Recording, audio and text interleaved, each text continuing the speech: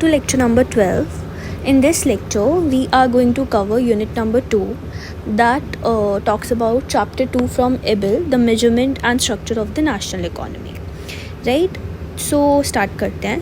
इस चैप्टर में we are going to focus on the national income accounts, जो कि एक फ्रेमवर्क है for measuring economic activity. Now why measuring economic activity is important because it is widely used by researchers and the analyst.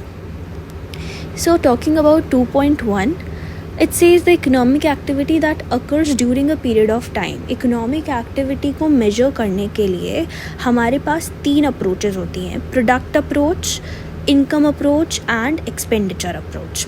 ठीक है, अगर हम first approach की बात करें, that is the amount of output produced. See, product approach किस चीज़ की बात करती है? According to the product approach, अगर आप इकोनॉमी के अंदर जितना भी आउटपुट प्रोड्यूस हो रहा है एट द मार्केट वैल्यू, अगर आप उसे कैलकुलेट कर लो, उसे ऐड कर लो, तो you can get the economic activity. But one precaution very important here is that intermediate stages पे जो प्रोडक्शन हो रहा है उसको आपको एक्सक्लूड करना होता है. आपने क्लास 12th में भी नेशनल इनकम पढ़ा है, उसमें भी आपने बहुत अच्छे से पढ़ा होगा. बिकॉज अगर हम इंटरमीडिएट स्टेजेस में जो रॉ मटेरियल प्रोड्यूस हो रहे हैं उसे इंक्लूड कर लेंगे तो हम डबल काउंटिंग की प्रॉब्लम को फेस करते हैं, क्योंकि ऑलरेडी वो रॉ मटेरियल जिस फर्म ने प्रोड्यूस किया होगा उस फर्म का एज अ आउटपुट वो चीज़ कैलकुलेट हो चुकी होगी. अगेन हमने उसे यूज़ किया है, हमारे प्रोडक्ट में भी उसकी वैल्यू एडेड है, so we need to subtract that. This is the logic, right. तो according to the product approach, market value पे इकोनॉमी में जितने भी गुड्स एंड सर्विसेज प्रोड्यूस हो रहे हैं, एक्सक्लूडिंग द इंटरमीडिएट गुड्स, अगर हम उन्हें कैलकुलेट कर ले, we can get the economic activity. Second approach says the income approach. According to the income approach, जो आउटपुट का प्रोड्यूसर है उसने कितनी producer of the output, how much income he has received, right. तो वहाँ पर हम बात करते हैं कि वर्कर्स की इनकम हम ऐड करते हैं, जो ओनर है for the factory, you can से फॉर द फर्म का जो ओनर है उसको प्रॉफिट कितना बच रहा है, वो ओनर की इनकम हम ऐड करते हैं.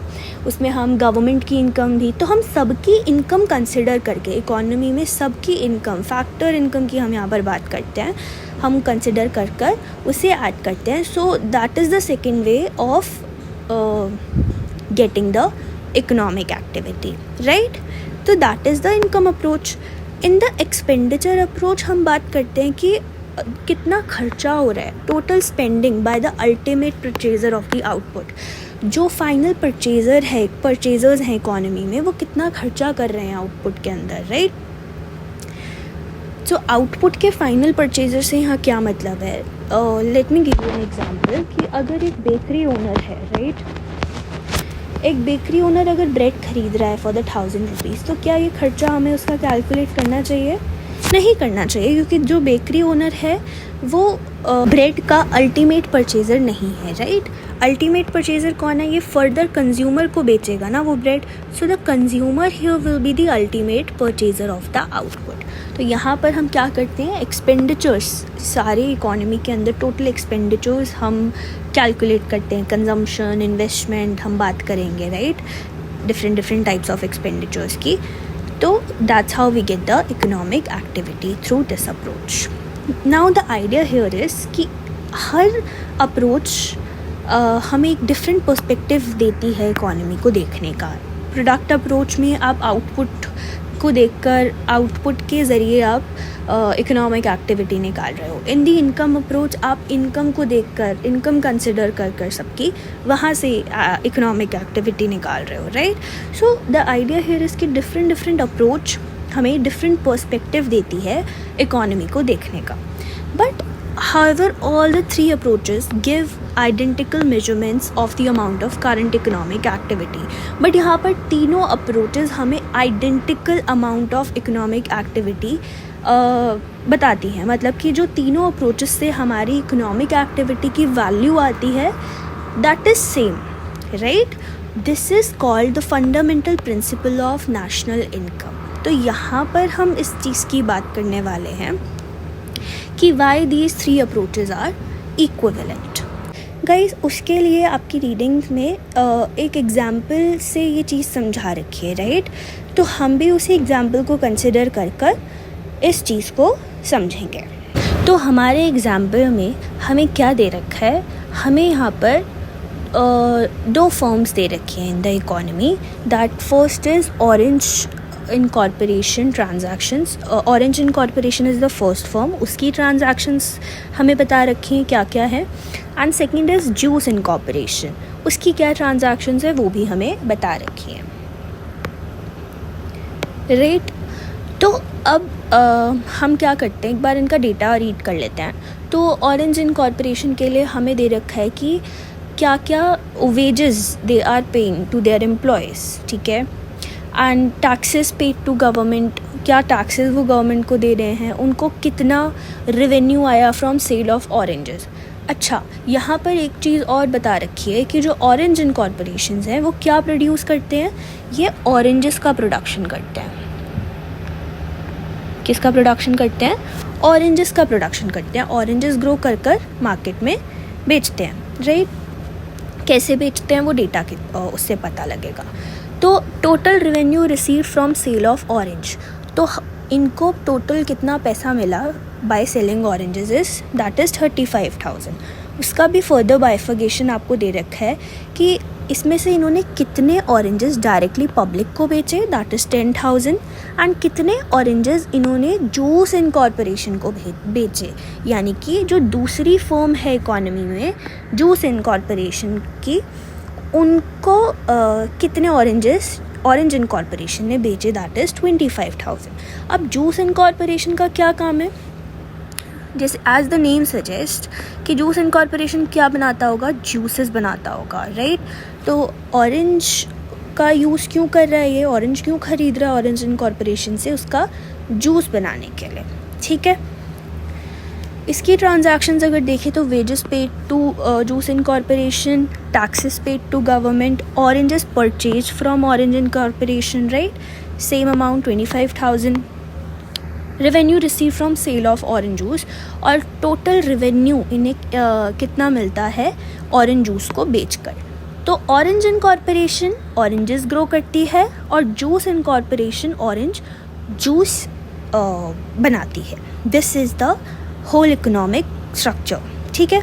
अच्छा, अब हम बात करते हैं कि अगर मैं प्रोडक्ट अप्रोच से इस इकोनॉमी का, राइट, अगर इकोनॉमिक एक्टिविटी हम प्रोडक्ट अप्रोच से मेजर करना चाहें तो कैसे करेंगे, ठीक है?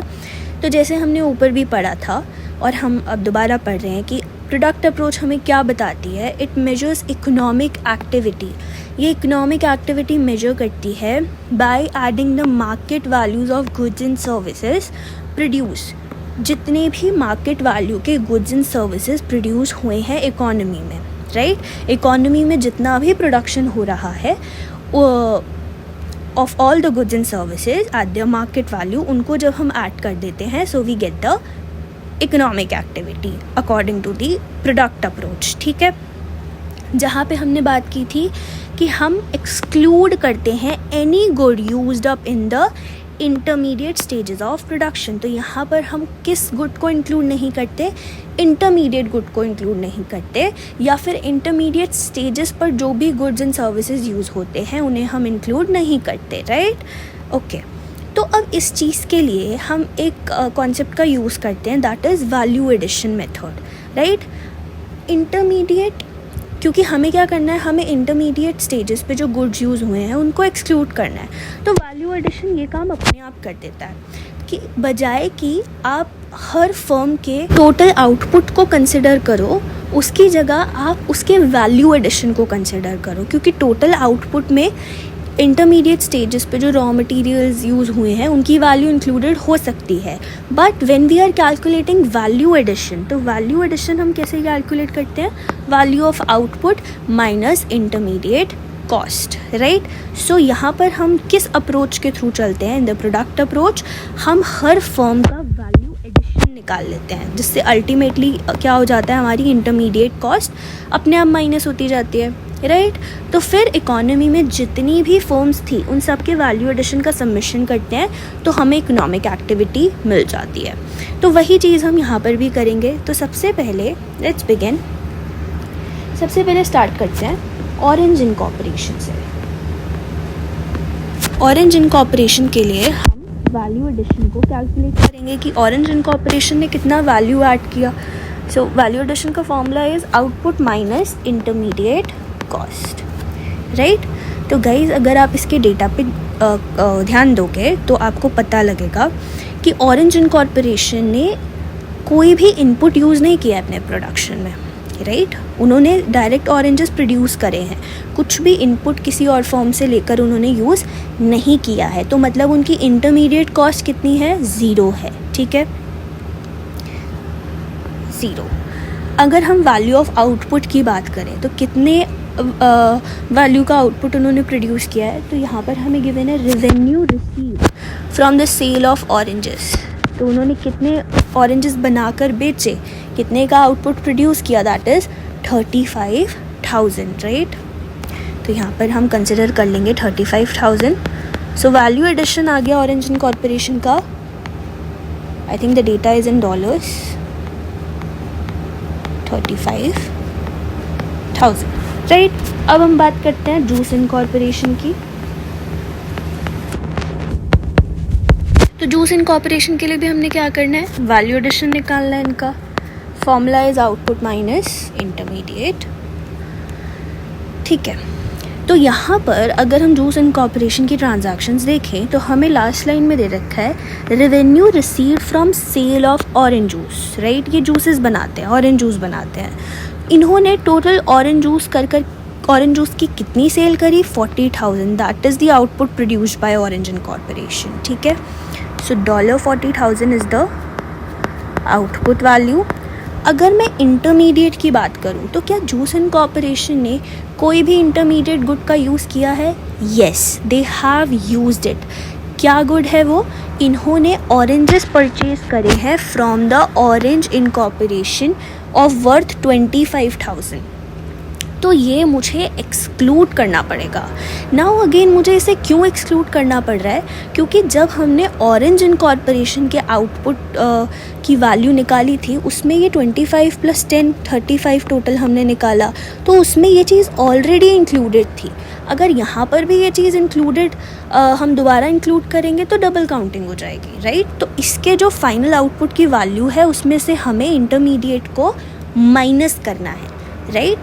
यहाँ पर इसने 25,000 के ऑरेंजेस यूज़ कर ही तो 40,000 का जूस बनाया है, राइट। तो हमें सिर्फ वैल्यू एडिशन चाहिए, we need to subtract this 25,000 because it has already counted as value output of orange incorporation, ठीक है। So 25,000 will be subtracted. So what we will get, we will get $15,000। सो यहाँ पर हमारी दोनों फॉर्म्स का value addition हमने निकाल लिया। इकोनॉमी में 2 ही फॉर्म्स दे रखी हैं। अब टोटल इकोनॉमिक एक्टिविटी के लिए हम क्या करते हैं, हम सबमिशन कर देते हैं सारी फॉर्म्स के वैल्यू एडिशन का। तो 35,000 एंड 15,000 जब हम इसे ऐड कर देंगे, submission of value addition, right, 35 plus 15,000 we will get $50,000, $50,000। So economic activity की वैल्यू हमारी $50,000 आ गई। This is the answer. तो अगर हम इनकम अप्रोच की बात करें, हमने बात की थी कि इनकम अप्रोच से इकोनॉमिक एक्टिविटी कैसे निकालते हैं। It measures the economic activity by adding all the income received by producers of output including wages of workers and profits of honours etcetera. तो यहाँ पर हमें क्या करना है, हमें इकोनॉमी के अंदर जितनी भी अगर हम ऑरेंज इनकॉर्पोरेशन की बात कर रहे हैं तो वहाँ पर जितनी भी इनकम्स जनरेट हुई हैं इन द फॉर्म ऑफ प्रॉफिट, जो वर्कर्स की इनकम है, वो सारी इनकम्स को हमें ऐड करना है।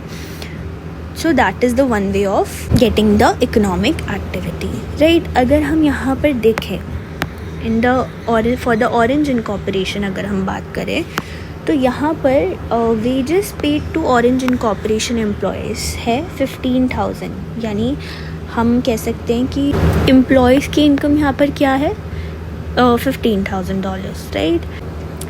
दूसरी इनकम हो जाएगी हमारी प्रॉफिट्स, राइट। अगर हम प्रॉफिट्स की बात करें कि ऑरेंज इनकॉर्पोरेशन ने कितने प्रॉफिट्स जनरेट करे हैं, तो अगर आप देखो हमें गिवन है revenue receive from the sale of oranges, this is 35,000 का टोटल रेवेन्यू उन्हें जनरेट हुआ है। अब उसमें से हम प्रॉफिट कैसे निकालेंगे, तो प्रॉफिट विल बी आपका रेवेन्यू माइनस कॉस्ट। तो कॉस्ट क्या है हमारी, जो हमने वेजेस पे करी हैं, हम यहाँ पर सिर्फ प्रॉफिट निकालने की कोशिश कर रहे हैं, right. So profit is revenue minus cost. So 35 minus 15, तो profit of orange incorporation is आपका 20,000, राइट। 20,000 is the profit. अगर और दूसरी चीज़ हमने क्या देखी थी कि वेजेस यानी कि आपकी इनकम ऑफ लेबर कितनी है, $15,000।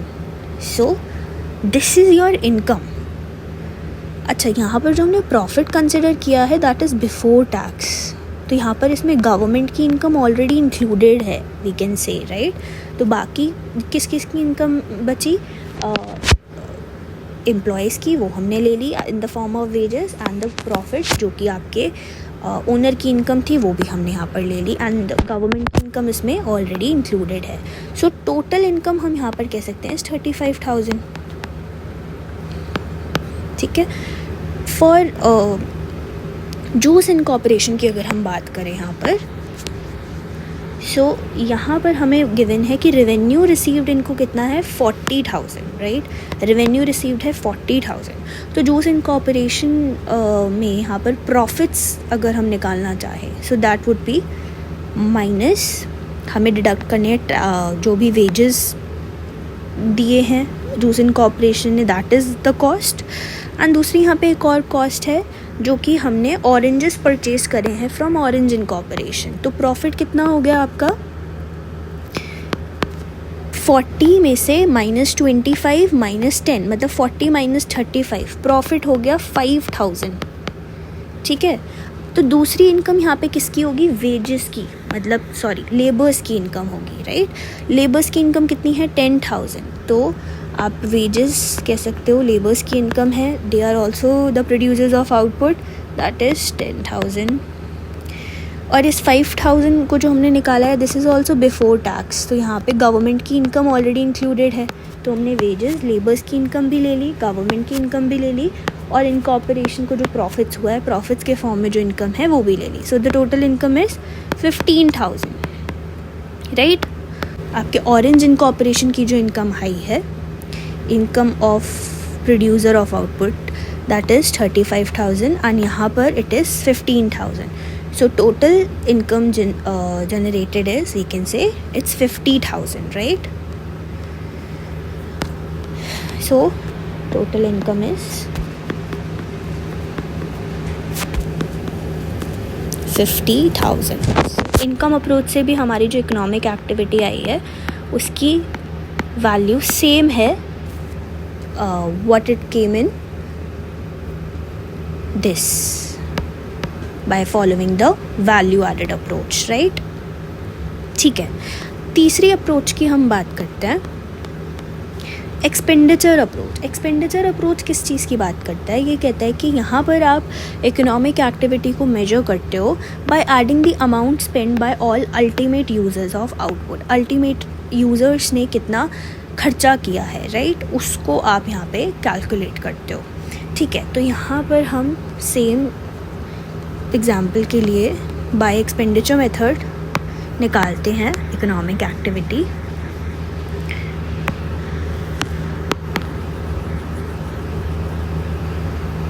ओके, तो यहाँ पर अगर हम ऑरेंज इनकॉर्पोरेशन की बात करें तो ऑरेंज इनकॉर्पोरेशन ने अपना जो गुड है वो फाइनल कंज्यूमर्स को, यानी अल्टीमेट कंज्यूमर्स को जो बेचा है दैट इज़ ऑफ 10,000, क्योंकि इन्होंने टोटल जो आउटपुट प्रोड्यूस किया है वो 35,000 का है, बट उसमें से 25,000 इन्होंने किसको बेचा है, दैट इज़ जूस इनकॉर्पोरेशन को। तो जूस इनकॉर्पोरेशन ऑरेंजेस के अल्टीमेट अल्टीमेट परचेजर्स नहीं है guys, this thing you have to keep in mind, क्योंकि जूस इनकॉर्पोरेशन क्या करेगा, वो फर्दर उसका जूस बना के कंज्यूमर्स को बेचेगा ना। He is not, juice incorporation is not final purchaser और फाइनल कंज्यूमर, तो उसका खर्चा हम यहाँ पर ऐड नहीं करेंगे, राइट। हम एक्सपेंडिचर अप्रोच में क्या करते हैं, अल्टीमेट परचेजर का जो खर्चा है ऐड करते हैं। तो पब्लिक का कितना खर्चा है on the oranges, that is 10,000, right. तो हाउस होल्ड्स का कितना खर्चा है, हाउस होल्ड्स का जो एक्सपेंडिचर है on oranges that is 10,000। And households का कितना खर्चा है अगर हम कैलकुलेट करें for juice incorporation. Juice incorporation में यहाँ पर जो हमने यहाँ बात की ना, revenue receive from sale of orange juice, तो इन्होंने जो 40,000 का ऑरेंज जूस बेचा है, ये किसे बेचा है, ये फाइनली कंज्यूमर्स को ही बेचा है। तो ये 40,000 का ही खर्चा कंज्यूमर्स ने किया होगा in order to purchase the orange juice. इन्होंने बेचा है तो 40,000 का ही खर्चा होगा from the consumers, right. So this is the idea, क्योंकि ये 40,000 का जो इन्होंने जूस प्रोड्यूस किया है, ये किसी और को नहीं बेच रहे हैं जो कि फर्दर रीसेल करेगा या जूस का कुछ और बनाएगा, ये फाइनली अल्टीमेट बायर्स को ही बेच रहे हैं चीज़, right. So this is the idea. So household expenditure you can say, या पब्लिक का एक्सपेंडिचर ऑन जूस इनकॉर्पोरेशन पर कितना है, 40,000। सो टोटल एक्सपेंडिचर कितना हो गया आपका, 40 + 10 that is 50,000। So we can see कि एक्सपेंडिचर अप्रोच से भी हमारा जो आंसर आ रहा है वो 50,000 ही आ रहा है। सो इस एग्जाम्पल के थ्रू हमने ये चीज़ को देखा प्रैक्टिकली कि हमारा तीनों मेथड से जो इकोनॉमिक एक्टिविटी का मेजरमेंट आता है दैट इज़ आइडेंटिकल, राइट। अब हम इस चीज़ को आंसर करते हैं कि why the 3 approaches are equivalent with logic, कि product approach, income approach and expenditure approach, इन तीनों अप्रोचेस से आने वाला आंसर सेम क्यों होता है। So the product, income and expenditure approaches all give the same answer, right? First explanation for this is the market value of goods and services produced in a given period is by definition equal to the amount that buyers must spend to purchase them. तो ये क्या कह रही है statement, देखो हम product approach में क्या करते हैं, प्रोडक्ट अप्रोच में हम कैलकुलेट करते हैं market value of goods and services produced in a given period. So this is talking about the product approach, right. तो यहाँ पर ये कह रहे हैं कि जो मार्केट वैल्यू है किसी भी गुड या सर्विस की, वो बाय डेफिनेशन इक्वल होगी to the amount that buyers must spend to purchase them.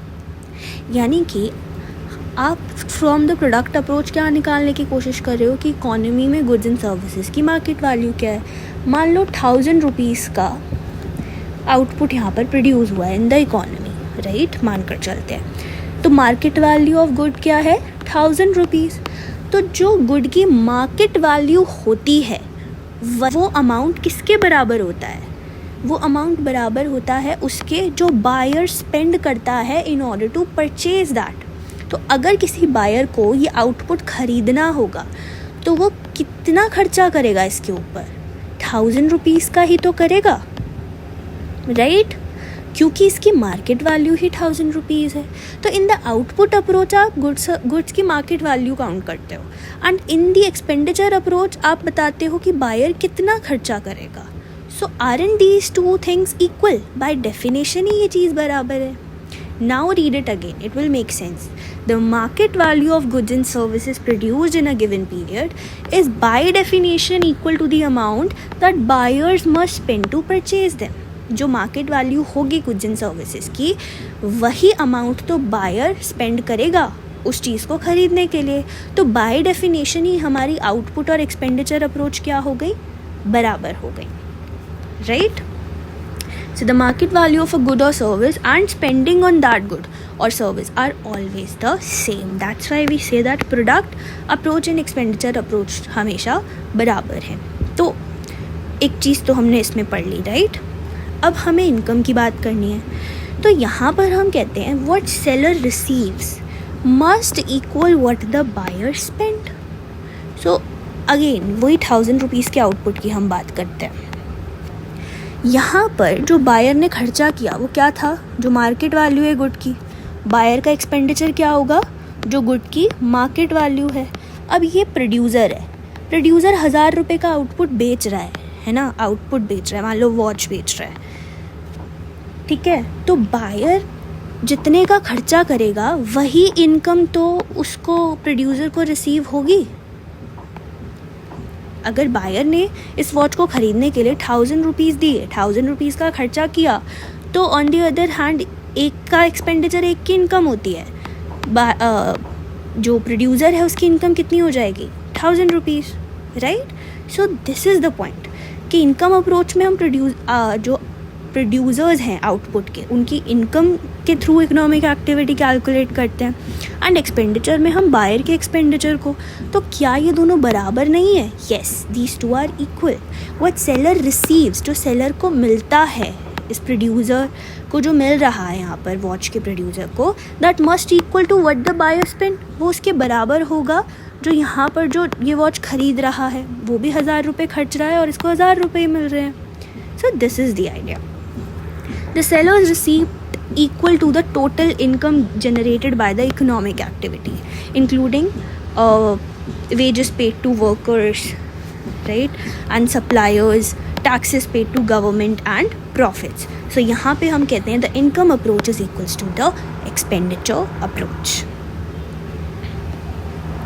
So because of the equivalence, जो हमने equivalence देखा, पहले हमने किया conclude that product approach is equals to expenditure approach, then we concluded that income approach is equals to expenditure approach. So इस equivalence की वजह से हम कह सकते हैं कि over any specified period of time, एक स्पेसिफिक पीरियड ऑफ टाइम के दौरान the production, total production is equals to total income is equals to total expenditure. Economy के अंदर जितना प्रोडक्शन हो रहा है वो बराबर है इकॉनमी के अंदर जितनी इनकम जनरेट हो रही है वो बराबर है जितना इकॉनमी के अंदर एक्सपेंडिचर हो रहा है, राइट।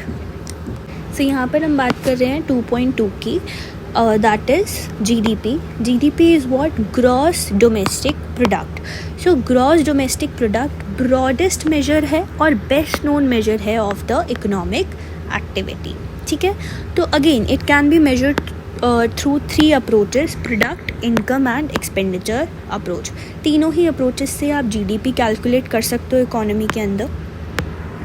तो सबसे पहले हम बात करते हैं प्रोडक्ट अप्रोच की। So according to the product approach, what is GDP? It defines the nation's GDP as the market value of final goods and services which are newly produced within a nation during a fixed period of time. तो GDP क्या होती है, economy के अंदर कितनी market value के goods and services produce होते हैं। आप न्यूज़ में भी सुनते हो, राइट, यही बताए हमें। बट एग्जैक्ट डेफिनेशन में यहाँ पर कुछ कीवर्ड्स हैं। Nation's GDP according to the product approach इस तरीके से डिफाइंड है as the first is market value, कि जो गुड्स एंड सर्विसेज हैं मार्केट वैल्यू पर कैलकुलेटेड होते हैं। सेकंड, यहाँ पर हम जिन गुड्स एंड सर्विसेज की बात करते हैं फाइनल गुड्स एंड सर्विसेज की बात करते हैं, इंटरमीडिएट की नहीं करते हैं। थर्ड, हम newly produce goods and services की बात करते हैं, यानी कि जो करंट ईयर में, जिस ईयर की जीडीपी हम कैलकुलेट करना चाह रहे हैं उस ईयर में जो गुड्स प्रोड्यूस हुए हैं हम उनकी बात करते हैं। पुराने ईयर्स में जो गुड्स प्रोड्यूस हुए हैं वो उस ईयर की जीडीपी में कैलकुलेट हो चुके होंगे, राइट। तो अगर किसी ओल्ड गुड का ट्रांजैक्शन होता है तो वो हम इसमें कंसिडर नहीं करते हैं।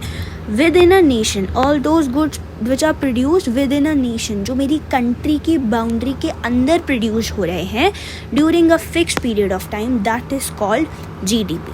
तो इन सारे जो हमारे ये 4 हमने कीवर्ड्स पढ़े, market value, final goods and services, newly produced and with in a nation.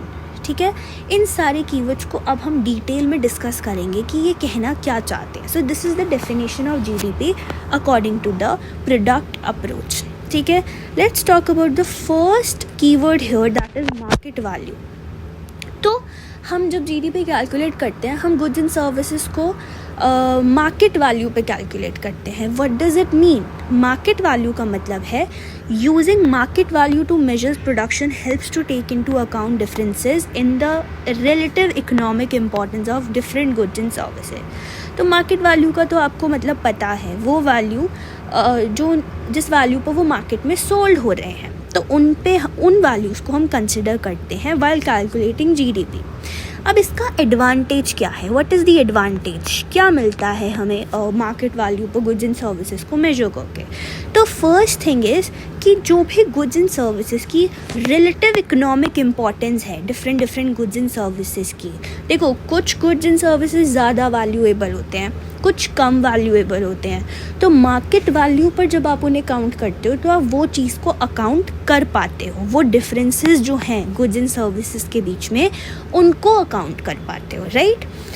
जैसे कि एक एग्जांपल की बात करते हैं, अगर एक इकोनॉमी में कार्स और शूज़ प्रोड्यूस हो रहे हैं, राइट, 7 कार्स प्रोड्यूस हो रही हैं और 100 पेयर्स ऑफ शूज़ प्रोड्यूस हो रहे हैं। So adding up the quantities, अगर आप सिर्फ क्वांटिटीज़ ऐड करोगे, दैट इज़ 107 क्वांटिटीज़ आपके गुड्स आपके प्रोड्यूस हुए। तो यहाँ पर क्या है, आपने मार्केट वैल्यू, प्राइस कंसिडर नहीं किया, सिर्फ क्वांटिटी ली, तो it wouldn't tell us the economic importance of these 2 goods. तो यहाँ पर आपने कह दिया कि 107 गुड्स प्रोड्यूस हुए इकोनॉमी में, बट गुड्स की अपनी अपनी इम्पॉर्टेंस है। जो 100 पेयर्स इसमें से 100 पेयर्स ऑफ शूज़ प्रोड्यूस हुए और 7 कार्स प्रोड्यूस हुई, क्या वो दोनों इक्वल वैल्यू की हैं? नहीं। तो वो चीज़ तो यहाँ पर रिफ्लेक्ट ही नहीं हो रही। वैल्यू ऑफ गुड्स रिफ्लेक्ट नहीं होंगे अगर हम मार्केट वैल्यू पर चीज़ों को नहीं लेंगे, right. So this is the idea. So इसीलिए हम क्या करते हैं, गुड्स को मार्केट वैल्यू पर लेते हैं। सो सेकेंड थिंग यहाँ पर हम जिसकी बात कर रहे हैं, now what is the problem. So advantage तो हमने पढ़ ली कि अगर हम मार्केट वैल्यू पे नहीं लेंगे तो इकोनॉमिक इम्पॉर्टेंस नहीं पता चलेगी डिफरेंट गुड्स एंड सर्विसेज की। जैसे यहाँ पर कार ज़्यादा वैल्यूएबल्स थे शूज़ से, राइट, तो वो चीज़ है। बट प्रॉब्लम क्या है विद द मार्केट वैल्यू? सो यहाँ पर हम प्रॉब्लम की बात करते हैं कि some useful goods and services aren't sold in the market, so they don't have any market value, hence they aren't accounted in GDP। क्योंकि आपने कहा कि goods and services market value पर काउंट होते हैं, मतलब उन गुड्स एंड सर्विसेज की तो यहाँ पर हम बात ही नहीं कर पाएंगे जो कि यूज़फुल तो हैं बट उनकी मार्केट वैल्यू नहीं है। फॉर एग्ज़ाम्पल हम बात करते हैं जो भी house making activities, home making activities होती हैं, जो हमारी मदर्स घर में काम कर रही हैं, उस चीज़ को हम वैल्यू नहीं दे पाते, मार्केट वैल्यू असाइन नहीं कर पाते, उस चीज़ की कोई मार्केट वैल्यू नहीं है, इसीलिए उनका कंट्रीब्यूशन, उनका वर्क, उनकी सर्विसेज, वो सारी चीज़ें जीडीपी में क्या अकाउंट ही नहीं हो पाती, right. But these are really important activities, right. Similarly हम बात करते हैं चाइल्ड रियरिंग की, तो घर में से ही अगर कोई ऐसा काम कर रहा है, घर का काम कर रहा है या फिर कोई और काम कर रहा है जो कि इम्पॉर्टेंट है, यूज़फुल है, बट सिंस उस चीज़ की मार्केट वैल्यू नहीं है क्योंकि वो मार्केट में सोल्ड नहीं होता, तो वो जीडीपी में अकाउंट ही नहीं होता। But it should be accounted क्योंकि it is helping us, right. It is overall, अगर हम सारे होम मेकर्स की एक्टिविटी देख लें तो ओवरऑल वो इकोनॉमी को हेल्प कर रहे हैं, right, because that's how things are working, they are working for you, so आप अपना काम कर पा रहे हो। So this is the idea, there activities are really useful but उनकी कोई मार्केट वैल्यू नहीं है, इसलिए वो जीडीपी में अकाउंट नहीं होते हैं। So this is the one flaw here, right. दूसरा, सेम अगर हम बात करें क्लीन एयर के बेनिफिट्स अगर आपको मिल रहे हैं आपके एरिया के अंदर, क्लीन वाटर आपको मिल रहा है, तो ये सारी चीज़ें मार्केट वैल्यू पे नहीं मिलती, these are not sold in the market. अच्छी हवा मार्केट में बिकती नहीं है, राइट। सो ये चीज़ें मार्केट में सोल्ड नहीं होती, इसीलिए ये जीडीपी में भी अकाउंट नहीं हो पाती. So these are the flaws we talk about. Then we talk about underground economy, क्योंकि हम सारे goods and services जो मार्केट वैल्यू पे हम लेते हैं, और मार्केट वैल्यू उन्हीं की होगी जो मार्केट में सोल्ड हो रहे हैं. अगर हम अंडरग्राउंड इकोनॉमी की बात करें, जिसके अंदर दो चीज़ें आती हैं. फर्स्ट इज़ वो सारी लीगल एक्टिविटीज़ जो गवर्नमेंट से छुप के करी जा रही हैं, राइट, मोस्टली टैक्स बचाने के लिए और अदर रीजंस के लिए. एंड अनदर थिंग इज़ जो भी लीगल एक्टिविटीज़ इकोनॉमी के अंदर हो रही हैं. तो ये सारी चीज़ें भी इकोनॉमी में गुड्स एंड सर्विसेज तो जनरेट कर रही हैं, but again we don't know about the market value, क्योंकि ये ओपन इकोनॉमी में ये चीज़ नहीं हो रही है, राइट. अंडरग्राउंड इकोनॉमी में हो रही है, चीज़ें छुप के की जा रही हैं. So this is the idea. Again economist हैं, एग्जैक्टली तो नहीं इसका आइडिया लगा सकते, बट स्टिल वो एस्टिमेट कर इस चीज़ को अकाउंट कर लेते हैं इन द जीडीपी, राइट. फोर्थ हम बात करते हैं अबाउट गवर्नमेंट सर्विसेज, कि गवर्नमेंट की अगर पब्लिक एजुकेशन गवर्नमेंट आपको प्रोवाइड कर रही है, गवर्नमेंट स्कूल्स के through, right, free education, defence services government provide कर रही है. तो ये सारी चीज़ें मार्केट में सोल्ड नहीं होती, तो इनकी मार्केट वैल्यू नहीं है. इसीलिए गवर्नमेंट की जो सर्विसेज हैं वो जीडीपी में कैसे काउंट होती हैं? They are counted at the cost of their production. तो जैसे कि डिफेंस प्रोवाइड करने की जो भी कॉस्ट आई है वो अकाउंट की जाएगी इन द जीडीपी. पब्लिक एजुकेशन की वैल्यू कैसे अकाउंट की जाएगी इन the GDP? Eight the cost. तो जो भी कॉस्ट स्कूल्स बनाने में, स्कूल्स को रन करने के लिए गवर्नमेंट को इनकर करनी पड़ रही है, that will be counted in the GDP. So क्योंकि इसकी मार्केट वैल्यू नहीं है तो कॉस्ट पर वो जीडीपी में काउंटेड की जाती है. Now the second keyword of from the definition of GDP is final goods and services. तो हमने डेफिनेशन में ये बोला था that nation's GDP as the market value of final goods and services. तो market value is what we have discussed.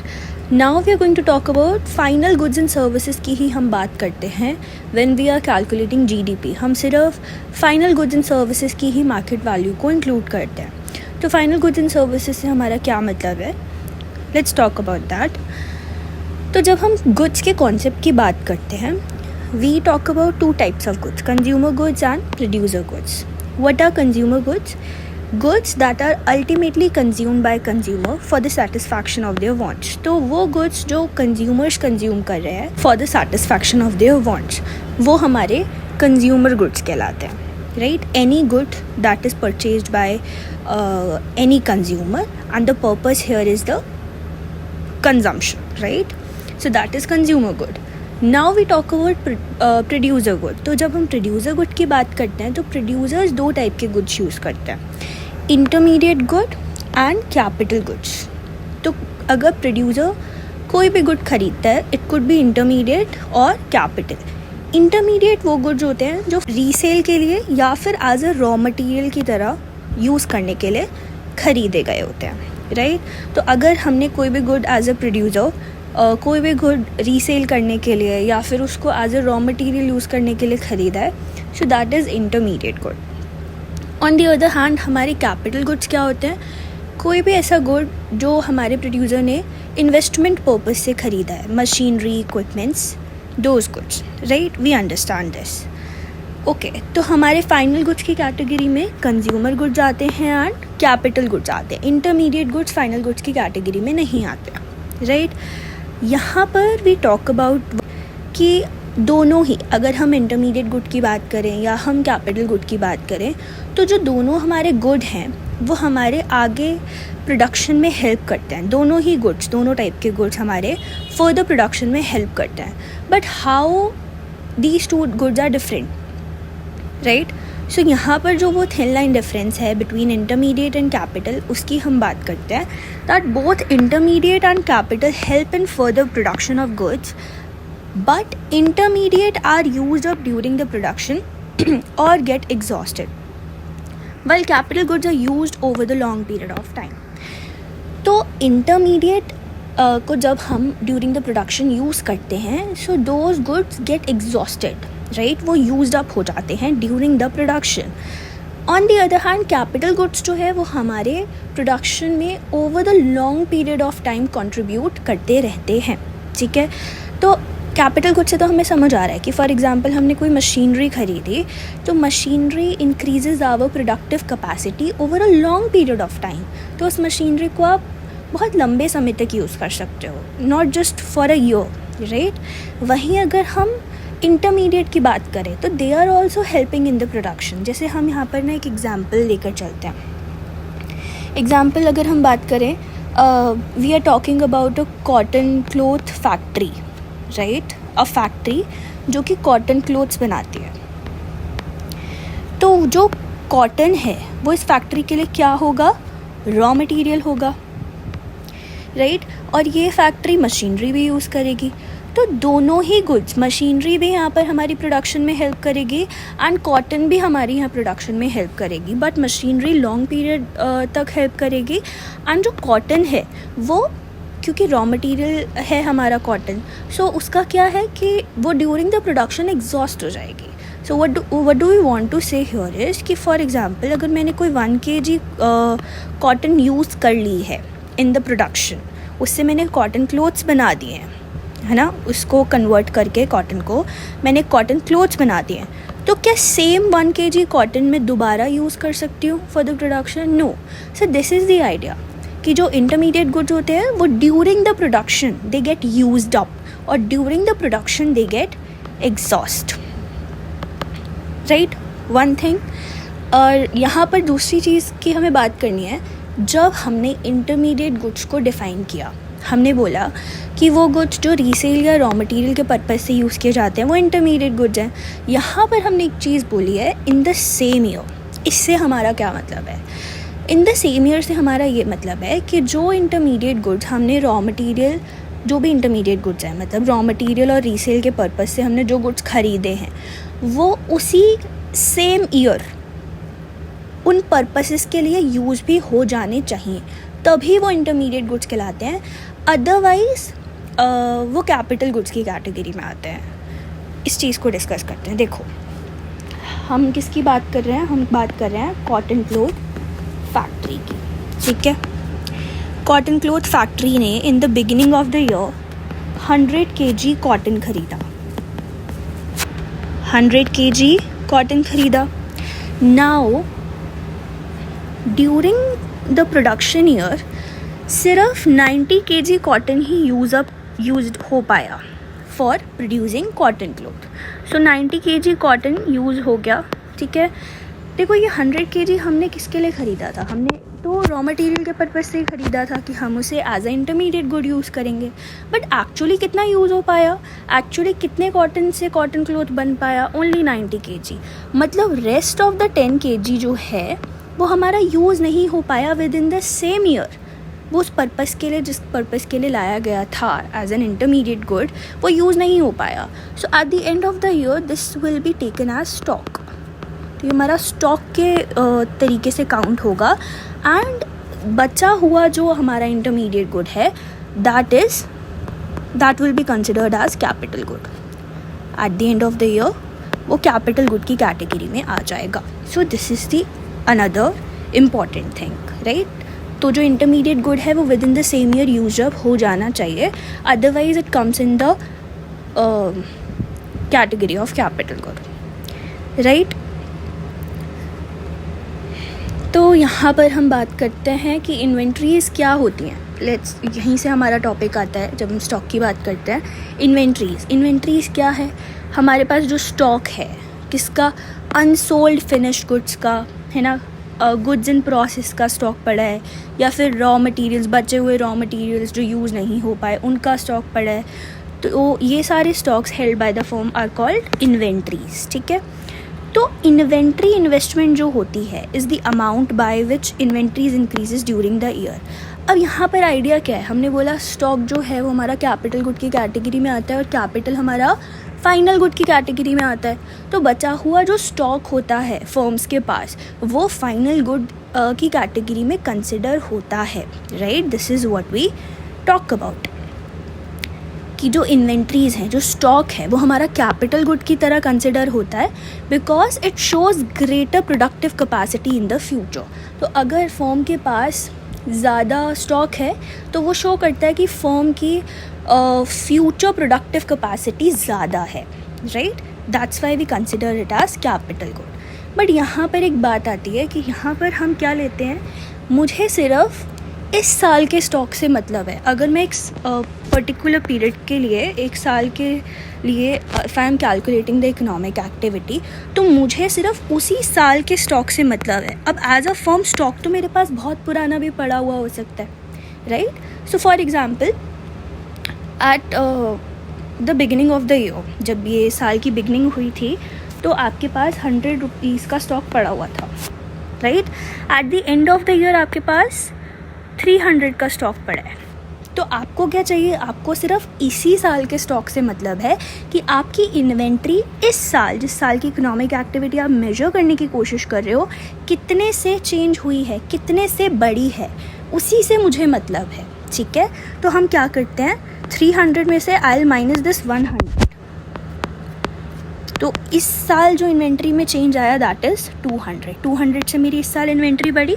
So only that amount will be taken while calculating the economic activity. उतना ही amount हम capital good के उसमें consider करेंगे जितने से मेरी inventory increase हुई है, right. I hope this topic is very very clear about goods. Third keyword is newly produced goods and services. यहाँ पर हम सिर्फ उन गुड्स एंड सर्विसेज की बात करते हैं जो जिस ईयर की इकोनॉमिक एक्टिविटी हम कैलकुलेट कर रहे हैं उस ईयर में ही प्रोड्यूस हुए हैं, उन्हीं गुड्स एंड सर्विसेज की बात करते हैं, ठीक है.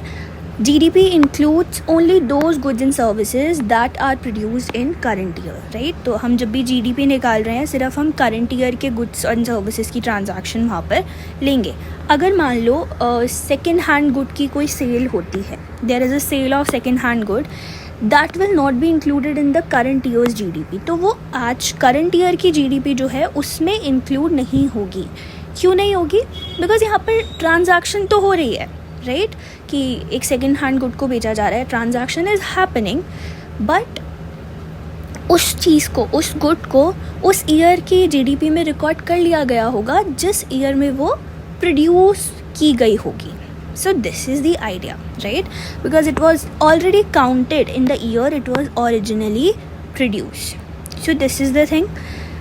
बट यहाँ पर हम बात करते हैं कि अगर कोई ब्रोकर है जो कि सेकेंड हैंड गुड की सेल को फैसिलिटेट कराता है, राइट, तो हमें पता है उसको उस पर कमीशन मिलती है ब्रोकर को. तो वो जो कमीशन है ब्रोकर की, that will be included in the current year's GDP because वो उसकी करंट ईयर की सर्विस है, राइट, दैट इज़ उसकी करंट ईयर की service. So any commission earned by broker for facilitating the sale of, we are talking about second hand good की ही cell क्यों ना हो, उस पर भी अगर ब्रोकर को कमीशन मिल रही है तो उसकी कमीशन का जो अमाउंट है that will be included in the current year's GDP, right, क्योंकि वो उसकी करंट सर्विस है, right. So this is the idea. Next जो कीवर्ड हम जीडीपी की डेफिनेशन में पढ़ते हैं दैट इज़ जीडीपी में हम उन्हीं गुड्स एंड सर्विसेज को कंसिडर करते हैं जो within a nation produced हो, ठीक है. तो GDP talks about all those goods and services that are produced within a nation. तो यहाँ पर हमें बात करनी है GDP एंड GNP की. तो what is the difference between GDP GNP की, GNP ये कॉन्सेप्ट यहाँ से आता है, right. So let's first talk about GDP. GDP क्या है? GDP is the market value of final goods and services which are newly produced within the country during a fixed period of time. तो GDP talks about domestic product which is within the country, जो भी production within the country हुई है, right. GNP talks about market value of final goods and services newly produced by the domestic factors of production during a fixed period of time. So GDP talks about the goods and services that are produced within the country, within the domestic territory, right. And GNP talks about goods and services that are produced by the domestic factors of production, यानी Indian factors of production, India के factors of production कहीं भी goods and services की production कर रहे हैं तो वो जीएनपी में काउंट होता है, राइट? तो इंडियन लेबर्स, इंडियन कैपिटल्स जो भी प्रोडक्शन कर रही हैं उनकी बात करते हैं. So GDP is more concern with location.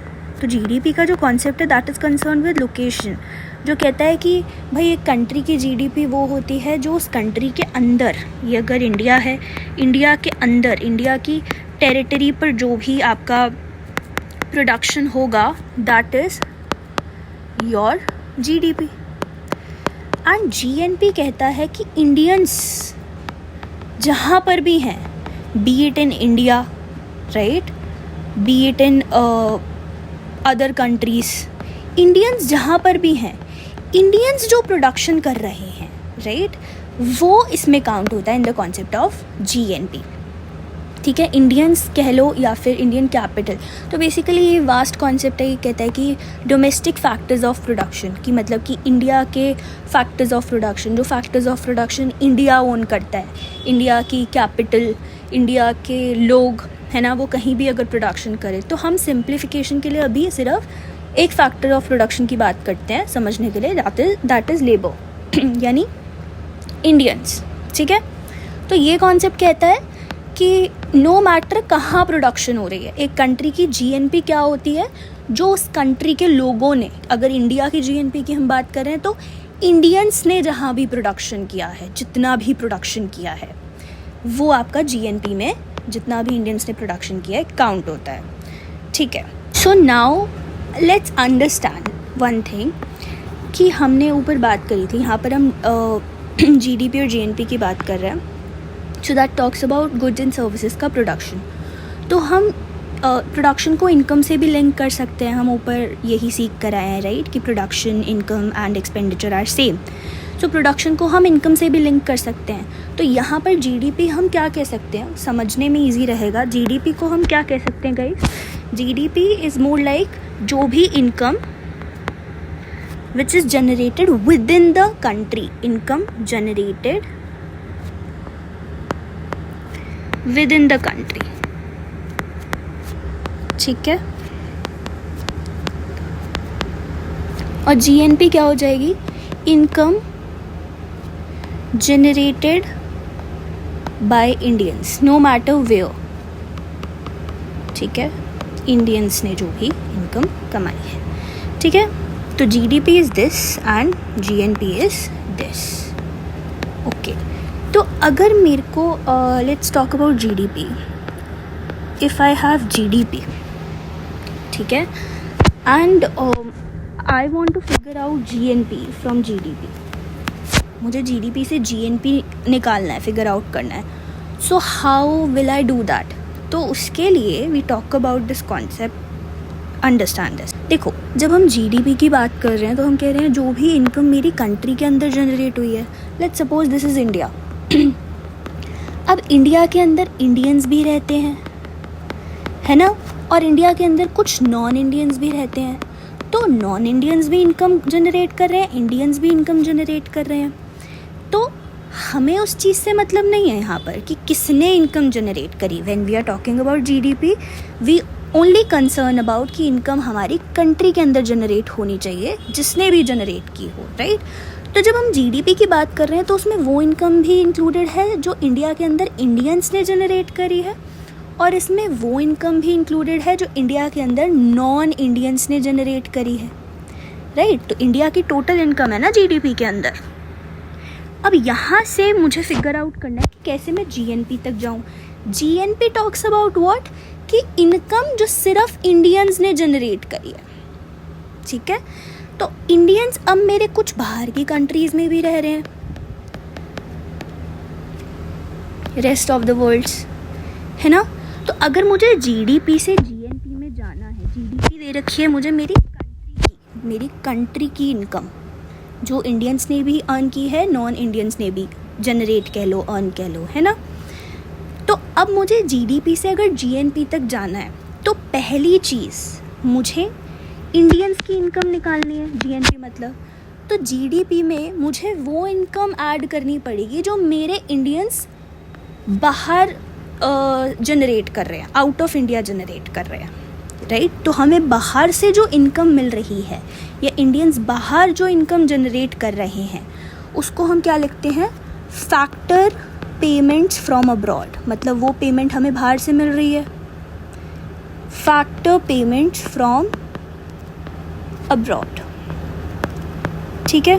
तो क्योंकि हम जीएनपी पे जा रहे हैं, वो कॉन्सेप्ट जो सिर्फ बात करता है जो इनकम सिर्फ इंडियंस ने जनरेट करी है, इंडियंस, और ये सिर्फ इंडिया में जनरेट हुई है। तो जो इंडिया में जनरेट हुई है उसमें हमने क्या ऐड कर लिया, जो बाहर इंडियंस ने इनकम जनरेट करी है या बाहर से जो इंडियंस को इनकम मिली है, ठीक है।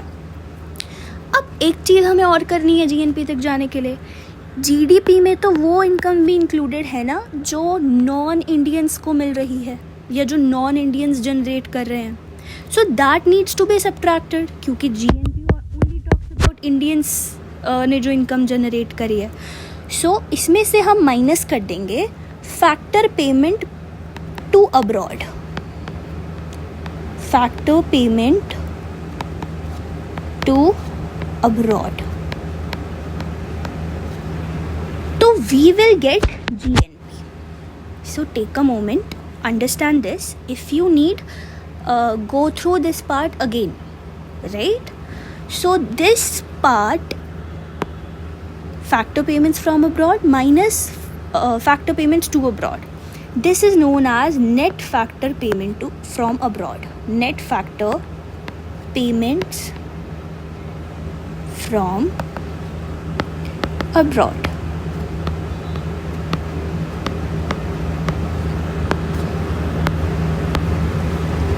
राइट, एनएफपी हम इसे कहते हैं। सो हमारा यहाँ पे कंक्लूजन क्या बन गया कि जीएनपी अगर मुझे निकालना है from GDP, so I will add net factor payments, and ऐसा वर्षा कि अगर मुझे जीडीपी निकालना है फ्रॉम जीएनपी, तो ये कैसे यूज़ होगा, आई हैव टू, यहीं से हम उसको क्या कर सकते हैं, डिराइव कर सकते हैं कि माइनस करना होगा हमें NFP. So one logic is clear to us, so that makes sense. So we have talked about the product approach of calculating GDP. Now we are going to talk about the expenditure approach to measuring GDP. So under the expenditure approach हम क्या करते हैं, we calculate all the expenditure जो भी हमारी country के अंदर goods and services produce हो रहे हैं, फाइनल goods and services, उनके ऊपर कितना टोटल एक्सपेंडिचर हो रहा है वो हम कैलकुलेट कर लेते हैं, तो हमें जीडीपी की वैल्यू मिल जाती है। क्योंकि वी नो, हमने बात करी है ना कि जो एक्सपेंडिचर होगा वो वही होगा जो गुड्स एंड सर्विसेज की मार्केट वैल्यू होगी, ठीक है। तो कंट्री के अंदर जितने भी गुड्स एंड सर्विस प्रोड्यूस हुए हैं उसके ऊपर जो भी टोटल एक्सपेंडिचर हो रहा है, it measures GDP as total spending on final goods and services that are produced within a nation during a specific period of time, right? So how do we represent it? We write it GDP is equals to sum of all these expenditure: consumption expenditure, investment expenditure, government expenditure and net exports. तो यहाँ पर हम total expenditure की बात करते हैं। सो हम इसको डिस्कस करेंगे एक एक करके कि what these components are representing and क्यों हम इसकी बात कर रहे हैं। यहाँ पर by adding all these expenditures we will get GDP, right, and we can write GDP as Y, that is output, right? And we can finally then write our equation like this. And we also know कि हम output को income भी बोल सकते हैं, that we have seen output is equals to income is equals to expenditure. So we call it income expenditure identity. This is income, this side is expenditure. So income is equals to expenditure identity, income expenditure identity we call it. Okay. Let's talk about why all these components are here one by one. C की अगर हम बात करें तो C बात करता है total expenditure country के अंदर जो भी हाउस होल्ड्स है ना वो फाइनल गुड्स एंड सर्विसेज पर कितना खर्चा कर रहे हैं, हाउस होल्ड्स का खर्चा इट रिप्रेजेंट्स, राइट। सेकेंड, अच्छा जब हम हाउस होल्ड्स के खर्चे की बात करें तो हाउस होल्ड्स ड्यूरेबल गुड्स पर भी खर्चा करते हैं, तो इट्स मोर लाइक आपको बता रहे हैं कि कहाँ कहाँ हाउस होल्ड्स खर्चा करते हैं, नॉन ड्यूरेबल गुड्स पर, सर्विसेज पर, ठीक है. Then second component is investment. I represents private investment, ठीक है. तो इकोनॉमी के अंदर प्राइवेट इन्वेस्टमेंट पर कितना खर्चा हो रहा है, ठीक है. तो जब हम इन्वेस्टमेंट की बात करते हैं तो we further bifurcate into fixed investment and inventory investment, ठीक है. इन्वेंट्री इन्वेस्टमेंट क्यों हमारा इन्वेस्टमेंट माना जाता है, because it shows higher productive capacity in the future, right. और फिक्स्ड इन्वेस्टमेंट में हम बात करते हैं जो भी खर्चा हमारे फिक्स्ड एसेट्स पर हो रहा है, कैपिटल फॉर्मेशन पर हो रहा है इन the country, new capital goods पर. इसके भी अगेन दो कंपोनेंट्स है. First is business fixed investment, यानी बिजनेसेस जो फिक्स्ड एसेट्स पर खर्चा कर रहे हैं, मशीनरी इक्विपमेंट्स पर. Second is residential construction investment, यानी कि जो हाउसिंग पर, अपार्टमेंट्स पर, इनके कंस्ट्रक्शन पर खर्चा हो रहा है, because they are also our fixed assets, because they provide shelter for longer period of time, ठीक है. Inventory investment includes increase in stock of unsold goods and raw materials all, right. G की जब हम बात करते हैं, that is our third component. It represent government का खर्चा, government purchases of goods and services. अब गवर्नमेंट का खर्चा क्या क्या हो सकता है. फर्स्ट इज़ गवर्नमेंट की करंट नीड्स पर जो गवर्नमेंट खर्चा कर रही है, जैसे कि रिकरिंग खर्चा जो है, एम्प्लॉयज़ को सैलरी देना and all these things. Second आपका हो सकता है गवर्नमेंट का कैपिटल गुड का खर्चा, यानी गवर्नमेंट कोई रोड बना रही है, स्कूल बना रही है, हाईवे बना रही है, कैपिटल गुड्स जो गवर्नमेंट कंस्ट्रक्ट कर रही है, that is also included in the G, right. तो हमने आई में सिर्फ बात करी थी इकोनॉमी के अंदर जो प्राइवेट इन्वेस्टमेंट पर खर्चा हो रहा है, ठीक है. जी में भी टॉक अबाउट गवर्नमेंट का टोटल खर्चा, जिसमें गवर्नमेंट के इन्वेस्टमेंट्स भी इंक्लूडेड होते हैं. यहाँ पर हम बात करते हैं कि जो गवर्नमेंट ट्रांसफ़र्स पर खर्चा करती है, यानी वन साइडेड यूनिलेटरल ट्रांजैक्शंस पर जो खर्चा करती है, जैसे स्कॉलरशिप, सोशल सिक्योरिटी स्कीम्स पर, unemployment allowance, donations, all these things are not included in GDP. ये खर्चा नहीं कम काउंट करते जी के अंदर, बिकॉज जीडीपी में ये चीज़ नहीं आती, क्योंकि ये किसी गुड्स एंड सर्विस के एक्सचेंज के बदले नहीं हो रही है, राइट. सो ये खर्चा गुड्स एंड सर्विस के प्रोडक्शन को शो नहीं करता. It's not a productive expenditure. Last we talk about net exports. तो नेट एक्सपोर्ट्स हम क्यों यहाँ पर बात करते हैं. See, net exports means exports minus imports. That means कि जीडीपी निकालते समय हम एक्सपोर्ट्स को ऐड करते हैं और इम्पोर्ट्स को सब्ट्रैक्ट करते हैं. एक्सपोर्ट्स को ऐड क्यों करते हैं. Exports are added because they represent the spending by foreigners on final goods and services produced in a country. Exports add इसलिए होते हैं क्योंकि exports represent करते हैं कि हमारी country में जो final goods and services produce हुए हैं उन पर foreigner कितना खर्चा कर रहे हैं. तो यानी foreigners का खर्चा on our goods and services. So that is also a part of our country's production ना, जो exports हो रहे हैं, जो foreigners खर्चा कर रहे हैं, तो वो चीज़ include होनी चाहिए. That represents our GDP. Imports हम सब्ट्रैक्ट क्यों करते हैं. देखो, जब हमने यहाँ पर बात करी थी कंजम्पशन एक्सपेंडिचर, हाउस होल्ड्स की एक्सपेंडिचर की, प्राइवेट इन्वेस्टमेंट्स की, गवर्नमेंट इन्वेस्टमेंट्स की, तो यहाँ पर इम्पोर्ट्स इंक्लूडेड थे. फॉर एग्जांपल, अगर हाउस होल्ड्स कुछ गुड्स, हाउस होल्ड्स का ये टोटल एक्सपेंडिचर शो करता है ना, तो इसमें हाउस होल्ड्स बाहर से जो गुड्स मंगवाते हैं वो भी इंक्लूडेड है, ठीक है. इन्वेस्टमेंट के लिए अगर बाहर से कोई कैपिटल मंगवाते हैं, कोई मशीनरी मंगवाते हैं, तो वो भी इसमें इंक्लूडेड है. It shows total expenditure of house hold, investment, total of government. तो गवर्नमेंट अगर बाहर से कुछ मंगवा रही है वो भी इंक्लूडेड है. बट दैट ओवरऑल तीनों कंपोनेंट्स में जो भी इम्पोर्ट्स हैं, that needs to be subtracted, क्योंकि हमें क्या चाहिए, हमें सिर्फ हमारी कंट्री के गुड्स एंड सर्विसेज पर जो खर्चा हुआ है वो चाहिए. उससे हमारी कंट्री की प्रोडक्शन पता लगेगी ना, उससे ही हमारी जीडीपी पता लगेगी. So that is the idea. Imports are subtracted because total spending from consumption, investment, government expenditure definitely include imports of goods and services. Subtracting overall imports ensures that this sum reflects spending only on output produced in the country. So guys, this was all about our expenditure approach. Now we talk about the income approach to measure GDP.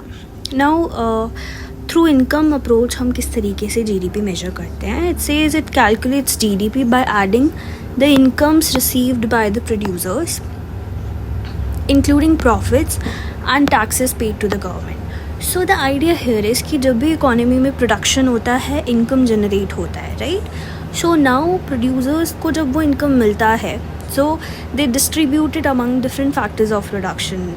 वो farm owners को profit मिल जाता है, workers को salary wages मिल जाते हैं, government को taxes मिल जाते हैं, राइट. लेंडर्स को इंटरेस्ट मिल जाता है. So all these forms of income. तो अगर हम उन सारी इनकम्स को ऐड कर दें so we can reach GDP. So this is the core idea of the income approach. अब यहाँ पर हम बात करते हैं कि इनकम अप्रोच में जब हम डिफरेंट इनकम्स को ऐड करते हैं, we will talk about 8 components are there. तो हमें इनकम अप्रोच से मिलता है national income is what we gate.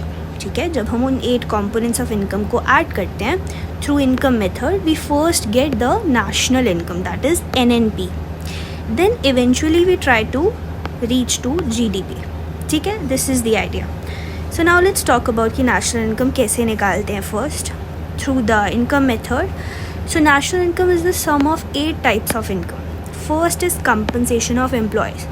So whatever income employees are getting in the form of wages, salaries, bonuses, right, and employers contribution to social security schemes, all these things we count here. ठीक है.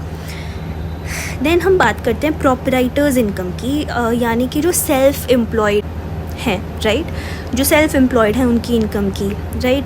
तो जो capital की income है वो भी उनकी है. फैक्टर्स ऑफ प्रोडक्शन सारे वही ओन करते हैं, राइट. सो लेबर की इनकम भी, वेजेस भी वही उनके ही हैं. सो मतलब वी टॉक अबाउट कि उनकी इनकम मिक्सड होती है, प्रॉफिट्स भी उन्हीं के हैं. तो ओवरऑल प्रॉफिट्स में different factor incomes are included. Since they own all the factors of production, so the income is mixed. That is the idea. Rental income में वी टॉक अबाउट रेंट्स है, royalties हैं, right. आपका physical जो आपकी property है उसके बदले आपको कुछ इनकम मिल रहा है, that is in the form of rent, right. आपको इंटेलेक्चुअल प्रॉपर्टी के बदले मिल रहा है, that is in the form of royalty. Then we talk about corporate profits. Corporates के जो प्रॉफिट्स हैं, यानी कि जो भी कॉर्पोरेट्स अर्न करते हैं उसके बाद वो अपना कॉस्ट पे करने के बाद दे पे वेजेस, दे पे रेंट्स और भी different cost, right, raw materials and all. उसके बाद जो उनका प्रॉफिट बचता है that is corporate profits. So corporate profits में से क्या क्या हम चीज़ें निकालते हैं, मतलब कॉर्पोरेट प्रॉफिट्स किस चीज़ों के लिए यूज़ होते हैं. फॉर द कॉर्पोरेट प्रॉफिट से आप कॉर्पोरेट टैक्स देते हो, देन शेयर होल्डर्स को डिविडेंड देते हो, then last thing you do is आप अर्निंग्स जो भी होती हैं आपकी फर्म की उन्हें सेव कर लेते हो, रिटेन्ड अर्निंग जिसे हम कहते हैं. ठीक है.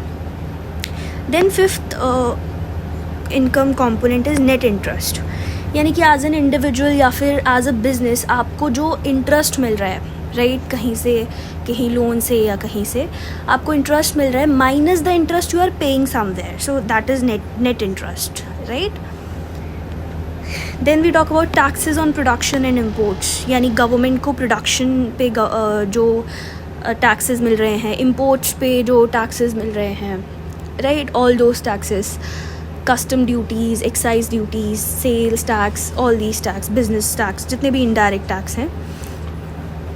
Then we talk about business current transfer payments, यानी कि बिजनेसेस की जो ट्रांसफ़र पेमेंट्स होती हैं, जैसे insurance premium, donations, legal settlements, all these are covered under the business current transfer payments, right. Then last we talk about current surplus of government enterprises, यानी कि जो गवर्नमेंट एंटरप्राइजेज हैं, government undertakings हैं, वो क्या प्रॉफिट्स जनरेट कर रही हैं, उनकी इनकम जो है, that's what we consider under this, right. So ये 8 कंपोनेंट्स को जब हम कंसिडर करते हैं, ऐड करते हैं, so adding these 8 components will give us national income, that is NNP. ठीक है. अब हमें क्या करना पड़ेगा in order to reach GDP, क्योंकि we are trying to calculate GDP है ना. So these three other items need to be accounted to reach GDP. Statistical discrepancy की हम बात करते हैं यहाँ पे. We talk about depreciation and net factor payments. So these three items को हम अकाउंट करते हैं NNP से GDP तक जाने के लिए. So first is statistical discrepancy. We are taking it to adjust the errors and inconsistencies in the data, right? जो कि हो सकती हैं क्योंकि हम different sources से data collect कर रहे हैं. That is the idea. So we get NNP only. So यहाँ पर NNP we have, right? So हमें कहाँ जाना है? GDP. So first thing is कि यहाँ पर हमारे पास क्या है? नेट नेशनल प्रोडक्ट है. तो सबसे पहले इसको नेट को हमें ग्रॉस में कन्वर्ट करना है. That happens by adding depreciation. First is statistical discrepancy, second is our depreciation. जब हम डिप्रिसिएशन ऐड करेंगे हमें क्या मिल जाएगा? GNP. So this net will convert into gross after adding depreciation. So we will get gross national product, right. इसके बाद हमें पता है गाइस कि हमने ऊपर अच्छे से NFP के कॉन्सेप्ट को समझा था. तो हमने ऊपर बात की थी कि हमें अगर GNP निकालना है from GDP, so we add NFP, right. यहाँ पर क्या है? हमें GNP गिवन है, तो GNP से मुझे GDP पे जाना है. So in order to reach GDP what I have to do? I have to subtract NFP, right. So NFP will be subtracted, so we will get gross domestic product, GDP. So this is very important. These adjustments are really important कि national income से आपको GDP तक कैसे convert करना है, कैसे reach करना है, right. So this is all about our income method. Now we want to study private sector and government sector income separately. तो जब हम प्राइवेट सेक्टर इनकम की बात करते हैं, we talk about private disposable income, right? That is income after taxes, the income which is actually available for disposition, expenditure के लिए जो हमारे पास available है, that is after paying taxes, ठीक है. So how do we consider private disposable income? That is Y, which is GDP plus NFP. So this is our total GNP, right? So Y is talking about GDP जो income private sectors with in the country generate कर रहे हैं. But again private sectors की जब हम total income की बात कर रहे हैं, so that is not restricted up to the country, they are generating income abroad as well. तो हम GNP को कंसिडर करते हैं. देन वी टॉक अबाउट कि प्राइवेट सेक्टर को ट्रांसफ़र्स मिलते हैं. They get transfers from government in the form of scholarships, donations, subsidies, right. And also they get interest payments from governments. We know that government को अगर money borrow करनी होती है तो government bonds या government securities issue कर देती है in the private sector. And people or businesses, what they do, they buy government bonds and lend money to the government. सो उस पर उनको इंटरेस्ट भी मिलता है when they provide money, when they lend money to the government. तो private sector को उस पर इंटरेस्ट मिलता है from the government, so that is also their income, ठीक है. सो after adding transfers in interest, this is the income part and this is the we are subtracting taxes that private sector pays taxes. So this is the total disposable income of private sector, right? So Y is GDP, NFP, then transfers, interest minus taxes, private disposable income. Now we talk about net government income की अगर हम बात करें तो government का major source of income is taxes और यहाँ पर private sector को government pay कर रही थी transfer, तो that is deducted from the income and interest. तो ये दोनों these are deducted. So यहाँ पर हमारे पास net government income आ गई this. So adding both private sector disposable income and net government income, जब हम इन दोनों को add करेंगे, so this much part is my private disposable income which is taken from here and this much part is my net government income taken from here, ठीक है. तो हम इसको when we will solve this we will get GNP, that is gross national product. तो हमें GNP, national income at gross level, or we can say GNP is what we will get. 2.3 we have to talk about savings and wealth. तो अगर हम एक individual के wellbeing की बात करें सो वो सिर्फ उसकी इनकम पर ही डिपेंड नहीं करता बल्कि उसकी वेल्थ पर भी डिपेंड करता है. What is wealth? Wealth is basically value of your assets minus your liabilities, value of your liabilities. So what are your assets that you hold minus your liabilities? That is your wealth. तो उस पर भी आपकी well-being depend करती है. Similarly for nation, so we say economic well-being of a country depends not only on its income but also on its wealth.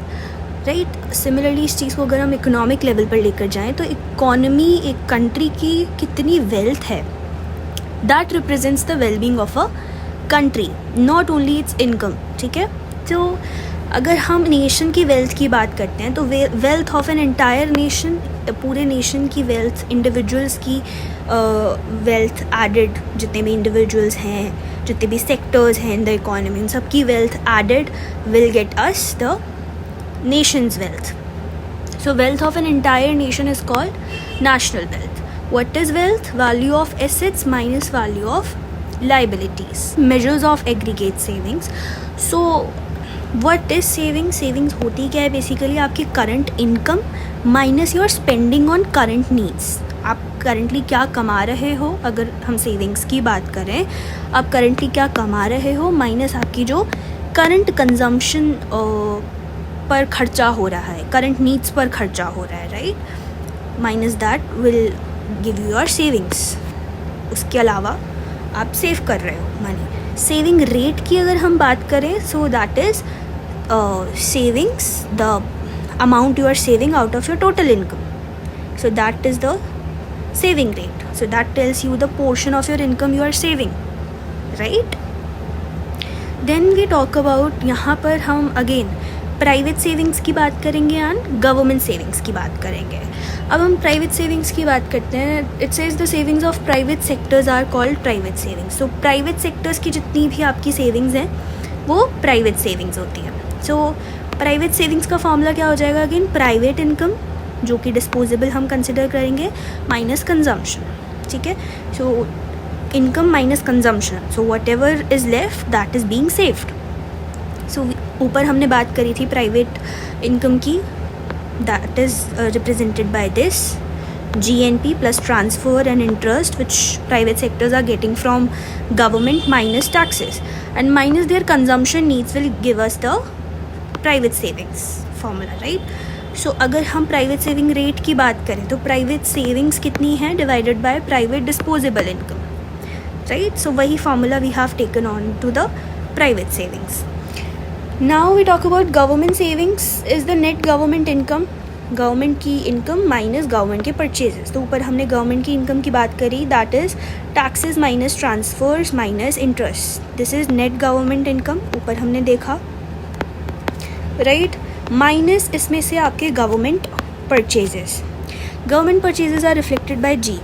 अब हमने expenditure method पढ़ा है, उसमें हमने जी की बात करी थी. जी में गवर्नमेंट का टोटल खर्चा आ जाता है, राइट. करंट नीड्स पर भी जो खर्चा है वो भी, प्लस कैपिटल एक्सपेंडिचर जो गवर्नमेंट कर रही है, राइट, वो भी आ जाता है. बट यहाँ पर हम अज्यूम करके चलते हैं, हम एक अजम्पशन मानकर चलते हैं कि यहाँ पर जो जी है वो सिर्फ क्या रिप्रेजेंट कर रहा है, वो सिर्फ कंजम्पशन एक्सपेंडिचर गवर्नमेंट का रिप्रेजेंट कर रहा है. करंट नीड्स पर जो खर्चा है वो रिप्रेजेंट कर रहा है, राइट. क्योंकि जब हम बेसिकली सेविंग्स निकालते हैं, सेविंग्स का फॉर्मूला क्या था? Current income minus spending on current needs.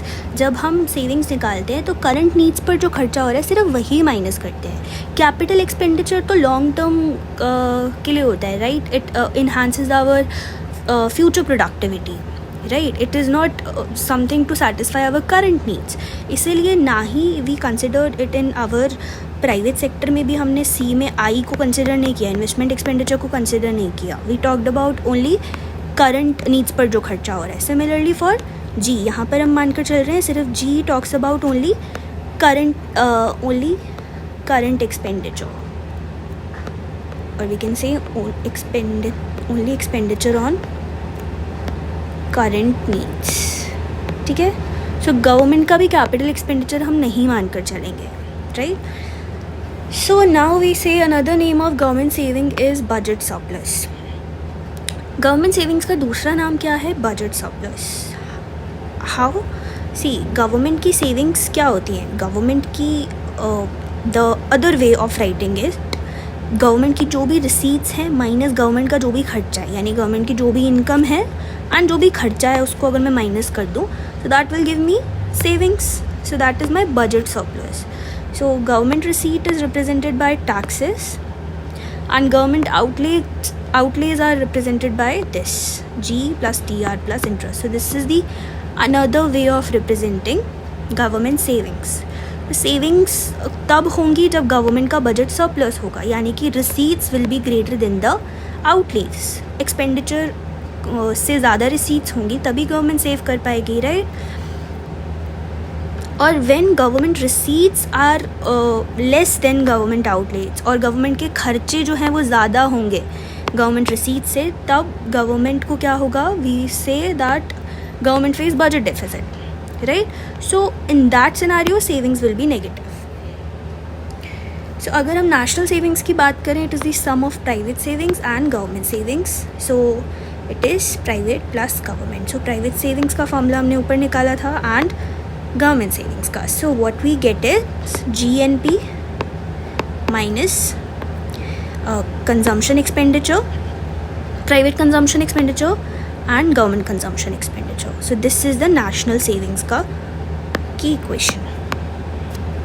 So national savings is equals to total income of the country, that is GNP, right, minus consumption and government purchases, that is on their current needs. So guys, now we have to talk about the uses of private savings. तो private savings के क्या क्या uses होते हैं? We are going to derive it through equation. तो सबसे पहले हम यहाँ पर नेशनल सेविंग्स की जो इक्वेशन हमें पता है वो हम यहाँ पर लिख लेते हैं, जो हमने अभी ऊपर डिराइव करी है, राइट? कि नेशनल सेविंग्स की आपकी इक्वेशन होती है that is Y plus NFP, that is GNP minus consumption expenditure minus government expenditure. ठीक है, यहाँ पर हमें एक चीज़ और पता है दैट वाई को हम इस तरीके से लिख सकते हैं sum of these four, that is our income expenditure identity, जिसकी बात हमने एक्सपेंडिचर मेथड में अच्छे से करी थी, right? So now we will write Y like this in this equation, in the equation of national savings. So using this in national savings equation, we will have this S is equals to C plus I plus G plus NX, then plus NFP minus C minus G. तो Y की जगह we have taken this thing.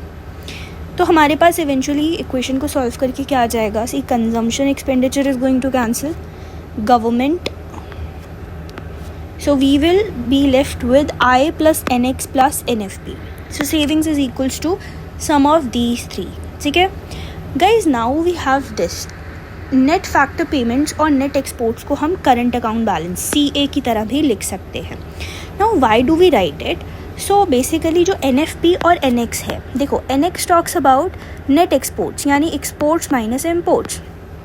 Net factor payments talks about factor payments जो हमें receive हुई है from abroad minus factor payments जो हमने पे करी है टू द अब्रॉड.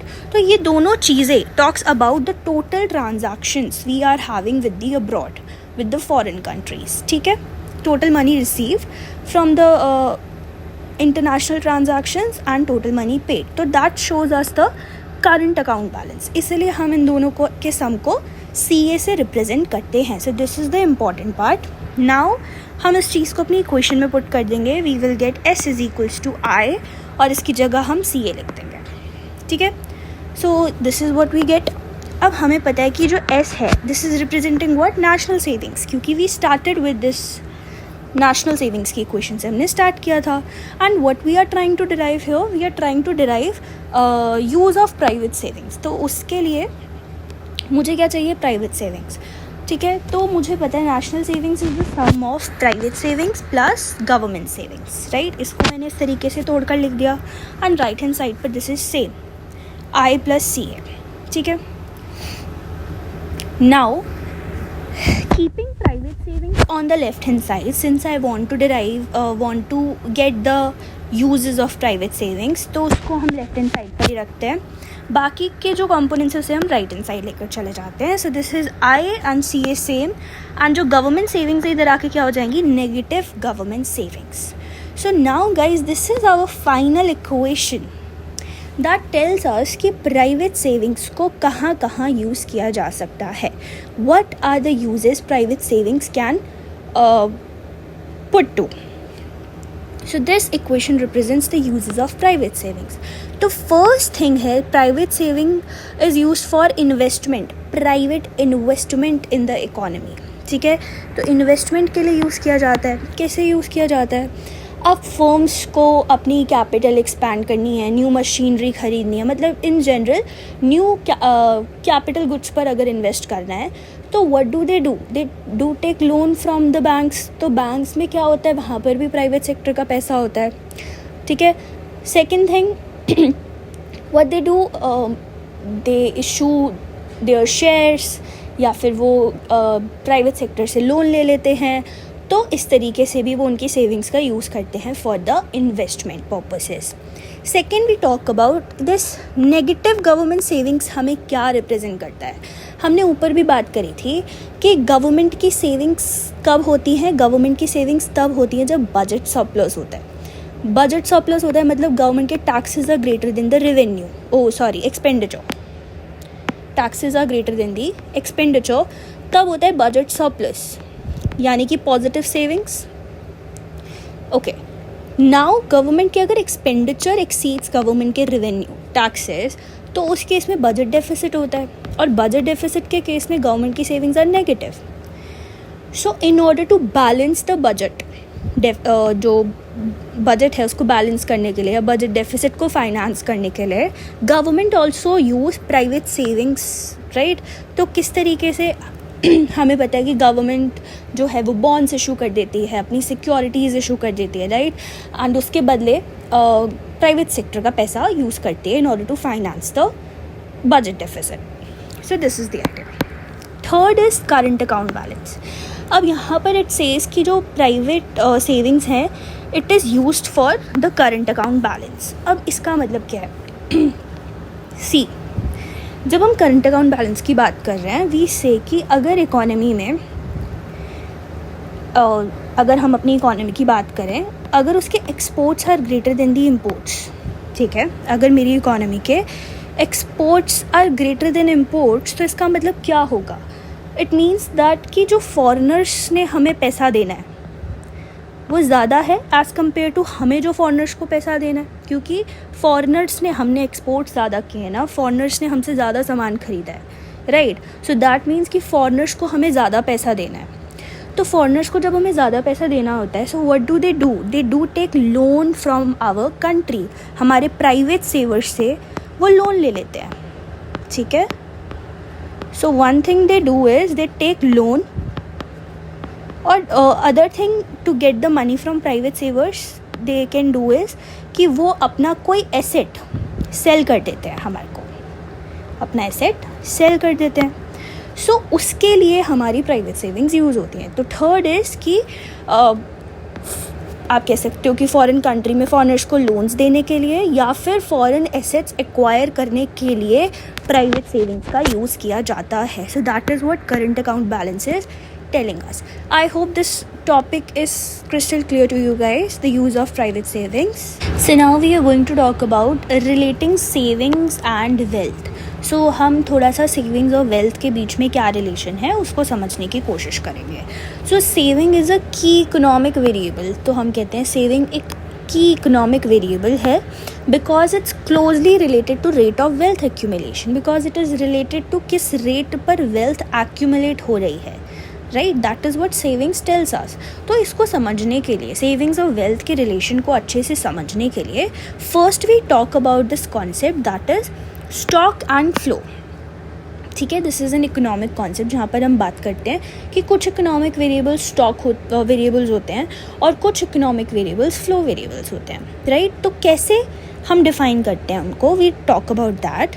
तो सबसे पहले हम अगर बात करें, हमने अभी तक बहुत सारे वेरिएबल्स स्टडी करें, जैसे कि हमने एक्सपेंडिचर स्टडी किया, इनकम, प्रोडक्शन, सेविंग्स, ये सारे वेरिएबल्स गाइस जो हमने स्टडी करे हैं, these are measured per unit of time.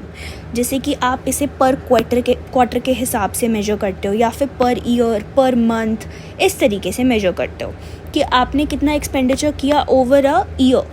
ठीक है, आपने कितनी इनकम अर्न करी ओवर अ ईयर। ठीक है, आपने कितनी सेविंग्स करी for example over a year, आप उसे देख रहे हो, या फिर आप उसे स्टडी कर सकते हो ओवर अ मंथ आपने कितना सेव किया। So these variables are measured over a period of time. This is the concept.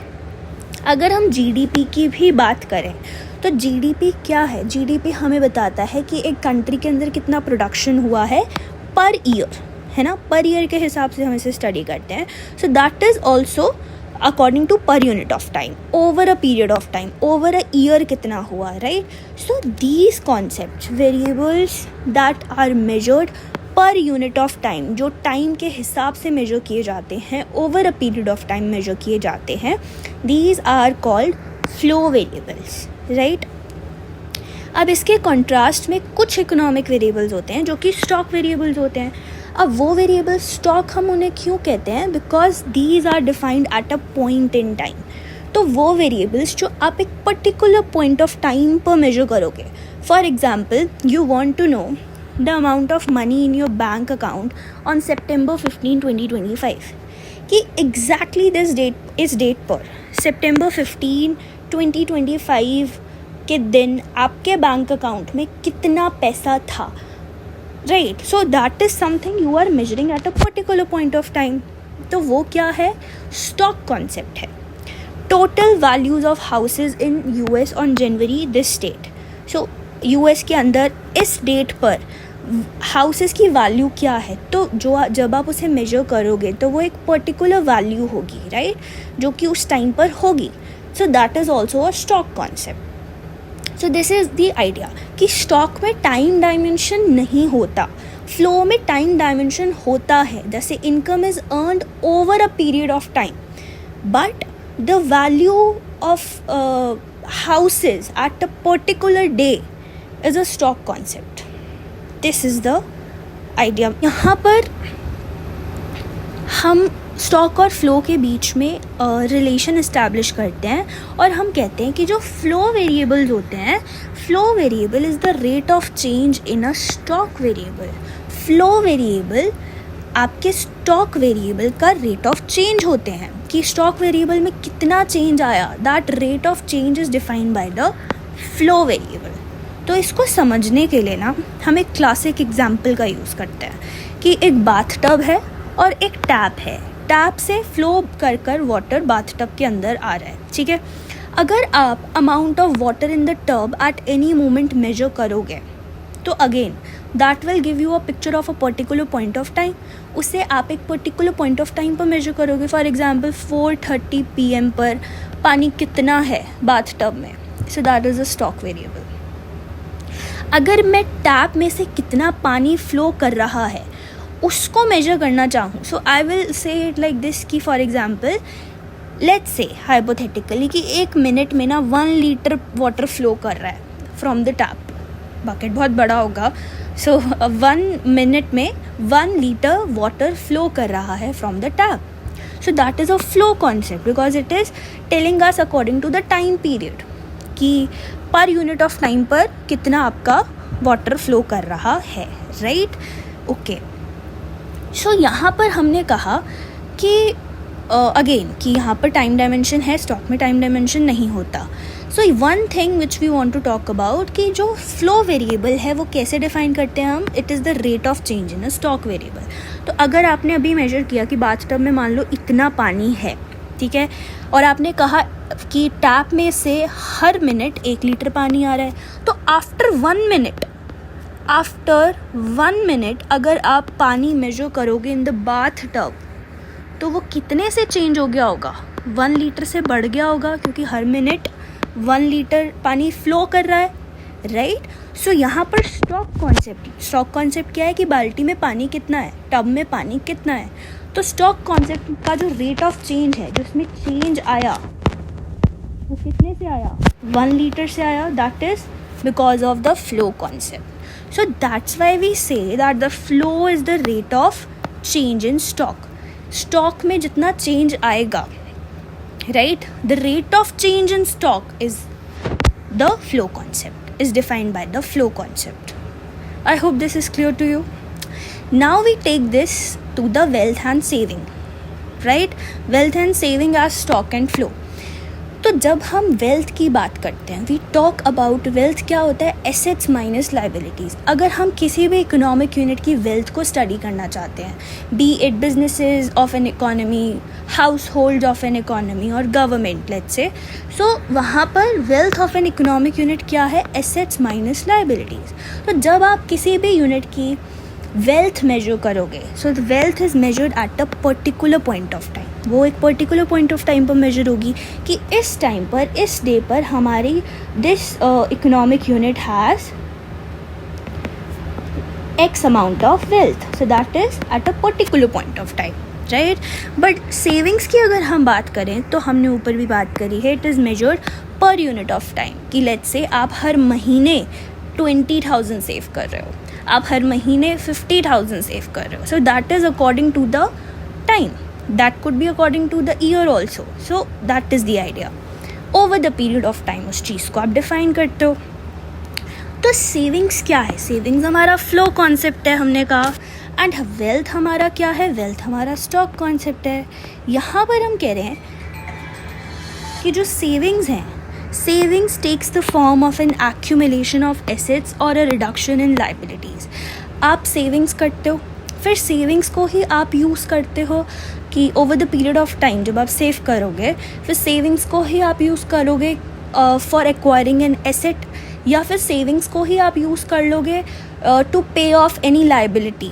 ठीक है, अगर आप एसेट खरीदने के लिए सेविंग को यूज़ करोगे तो भी आपकी वेल्थ बढ़ेगी, because wealth is assets minus liabilities. Assets बढ़ेंगे तो वेल्थ बढ़ेगी. या फिर अगर आप अपनी सेविंग्स को यूज़ कर रहे हो टू पे ऑफ योर लाइबिलिटीज़, तो आपकी लाइबिलिटीज़ कम होगी, जिससे भी आपकी वेल्थ बढ़ेगी, right. So this is the idea. Savings ही ultimately they takes the form of an accumulation of asset और reduction in liabilities, that is savings add up to wealth. So I hope this is very much clear to you, the relationship between wealth and savings. Now we are going to talk about national wealth.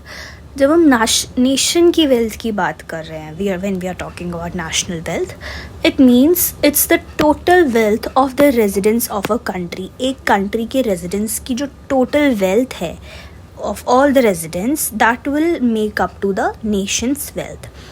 जब भी हम किसी nation की wealth की बात करते हैं, we से it's consist of 2 parts.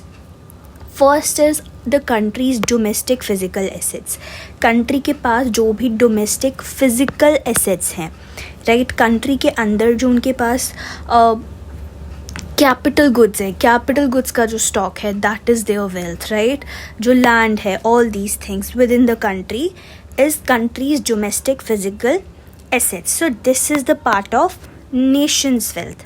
Second, we say that the part of nation's wealth is country's net foreign assets. तो एक country के net foreign assets कितने हैं? So how do we talk about net foreign assets? We say country's foreign assets minus country's foreign liabilities. तो एक country foreign के अंदर कितने एसेट्स ओन करती है, राइट, या फिर कितना अमाउंट एक कंट्री ने फॉरेनर्स को लेंड किया हुआ है. So that will be a countries foreign asset minus foreign liabilities. That would be कि कितना कंट्री फॉरेनर्स को ओ करती है.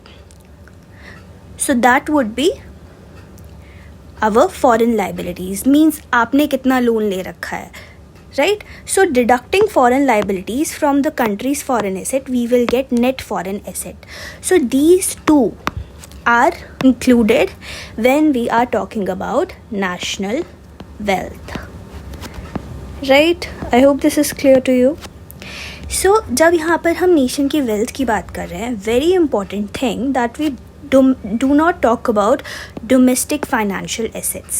तो जो भी domestic financial assets हैं country के held by domestic residents are not part of national wealth, because the value of domestic financial assets are offset by domestic financial liabilities. So basically country के अंदर जो residents के financial assets हैं country के with in ही, वो हमारे national wealth का part नहीं होते हैं, क्योंकि विद इन द कंट्री वो किसी और की लाइबिलिटी होंगे. सो वो एसेट माइनस लाइबिलिटी कंट्री के लिए ऑफसेट हो जाते हैं, तो नेशन वेल्थ में वो काउंट नहीं होता. इसका एग्जाम्पल लेते हैं. फॉर एग्ज़ाम्पल अगर हम इंडिया की बात करें, सो अगर पर्सन ए ने बैंक अकाउंट में पैसे डिपॉजिट करा रखे हैं, right. So let's say x amount the person has deposit, तो इस पर्सन के लिए एक्स अमाउंट क्या हुआ, एसेट हुआ. कंट्री के अंदर ही सेम बैंक है, because we are talking about domestic financial asset. So इस बैंक के लिए ये क्या है, लाइबिलिटी है. When we are talking about national wealth, तो दोनों ही, ये पर्सन भी एंड ये बैंक भी, दोनों ही नेशन का पार्ट है. तो यहाँ पर asset and liability gets offset, क्योंकि कंट्री के अंदर ही किसी एक का वो एसेट है और कंट्री के अंदर ही किसी एक का वो किसी एक के लिए वो लाइबिलिटी है. So this is the idea that we do not include domestic financial assets when we are talking about national wealth. Now we talk about that national wealth can change in two ways. एक nation की wealth दो तरीके से change हो सकती है. अभी तक हमने क्या पढ़ा, the Nations wealth is consisted of domestic physical assets and net foreign assets, right. अब नेशन की वेल्थ चेंज कैसे हो सकती है, अगर नेशन के पास जितने भी एसेट्स हैं और लाइबिलिटीज़ हैं, राइट, उनकी वैल्यू में अगर चेंज आ जाए, नेशंस वैल्यू ऑफ एसेट्स और लाइबिलिटी में चेंज, तो उसकी वजह से नेशन की वेल्थ चेंज हो सकती है. सो फर्स्ट, अगर एसेट्स की वैल्यू बढ़ जाएगी तो वेल्थ भी बढ़ जाएगी, वेल्थ की वैल्यू भी बढ़ जाएगी. एंड अगर लाइबिलिटीज़ की वैल्यू बढ़ जाएगी तो नेशन की वेल्थ की वैल्यू कम हो जाएगी, राइट. यहाँ पर हम बात करते हैं डेप्रिसिएशन की. तो डेप्रिसिएशन क्या होता है, डेप्रिसिएशन एसेट की वैल्यू को रिड्यूस करता है. So we say national wealth depreciation की वजह से रिड्यूस करता है, बिकॉज एसेट की वैल्यू को डेप्रिसिएशन रिड्यूस करता है. Second, how nation wealth can change. First हमने बात कर ली. Now the second way the nation wealth can change is through national savings. इस चीज़ की हमने ऊपर भी बात करी है कि what is the relation between savings and national wealth. अब इस चीज़ को हम इस इक्वेशन के थ्रू समझते हैं, ठीक है. ऊपर हमने इक्वेशन डिराइव की थी नेशनल सेविंग की, तो हमारे पास ये इक्वेशन आई थी, national saving is equals to investment plus current account. So this equation shows that national savings has two uses. तो यहाँ पर ये इक्वेशन हमें नेशनल सेविंग्स के यूजेस बता रही है, राइट, कि नेशनल सेविंग्स इकोनॉमी के अंदर इन्वेस्टमेंट के लिए भी यूज़ हो सकती है एंड सीए, यानी यहाँ पर हम बात करते हैं कि फॉरेन के अंदर कोई एसेट एक्वायर करने के लिए या फॉरेनर्स को लेंड करने के लिए भी यूज़ की जा सकती है. अब ये दोनों ही चीज़ें क्या हैं, ये जो दोनों यूजेस हैं हमारे सेविंग्स के, वो क्या हैं, they will add up to our nation's wealth, right. क्योंकि हमने ऊपर पढ़ा, इन्वेस्टमेंट में अगर इंक्रीज़ होगा तो हमारी डोमेस्टिक फिजिकल कैपिटल बढ़ेगी, राइट. एंड अगर करंट अकाउंट में इंक्रीज़ होगा तो हमारे नेट फॉरेन एसेट्स बढ़ेंगे. And both are the part of our nation's wealth, right. Investment में हम बात कर रहे हैं of creating new capital like machines, factories, buildings, inventories etcetera. So economy के अंदर ही हम सेविंग्स को यूज़ करते हैं फॉर प्राइवेट इन्वेस्टमेंट्स. दूसरा, करंट अकाउंट बैलेंस के लिए, इन विच वी से for lending to foreigners or acquiring foreign assets. So the crux of this is that हमारी savings की वजह से हमारी country की, nation की wealth will increase, right? Now in 2.4 हमें बात करनी है रियल जीडीपी की. तो अभी तक हमने जितने भी वेरिएबल्स को स्टडी किया है वो करंट मार्केट वैल्यू पर स्टडी किया है. तो जब भी हम वेरिएबल्स को करंट मार्केट वैल्यू पर स्टडी करते हैं, वी से दोज आर नॉमिनल वेरिएबल्स, ठीक है. नाउ अगर हम जीडीपी की भी बात करें तो जीडीपी भी हमने कैसे स्टडी करी है, करंट मार्केट वैल्यू पर स्टडी करी है, ठीक है. So that is nominal GDP. हमने उसके एडवांटेज की भी बात की कि करंट मार्केट वैल्यू पर क्वांटिटीज़ को जब हम कंसिडर करते हैं तो उसका क्या फ़ायदा होता है कि डिफरेंट जो गुड्स एंड सर्विसेज हैं उनकी डिफरेंट वैल्यू होती है, तो आप उस चीज़ को अकाउंट कर पाते हो. This is the advantage. But there is a problem. अगर मैं दो डिफरेंट टाइम पीरियड की जीडीपी को कंपेयर करना चाहती हूँ तो वहाँ पर नॉमिनल जीडीपी में एक प्रॉब्लम है क्या प्रॉब्लम है, लेट्स डिस्कस दैट. तो जीडीपी क्या होता है? Market value of all the goods and services that are produced in a country. So mathematically can I represent price into quantity, जितनी भी क्वांटिटीज इकोनॉमी में जनरेट हुई हैं मल्टीप्लाइड बाय द प्राइसेस.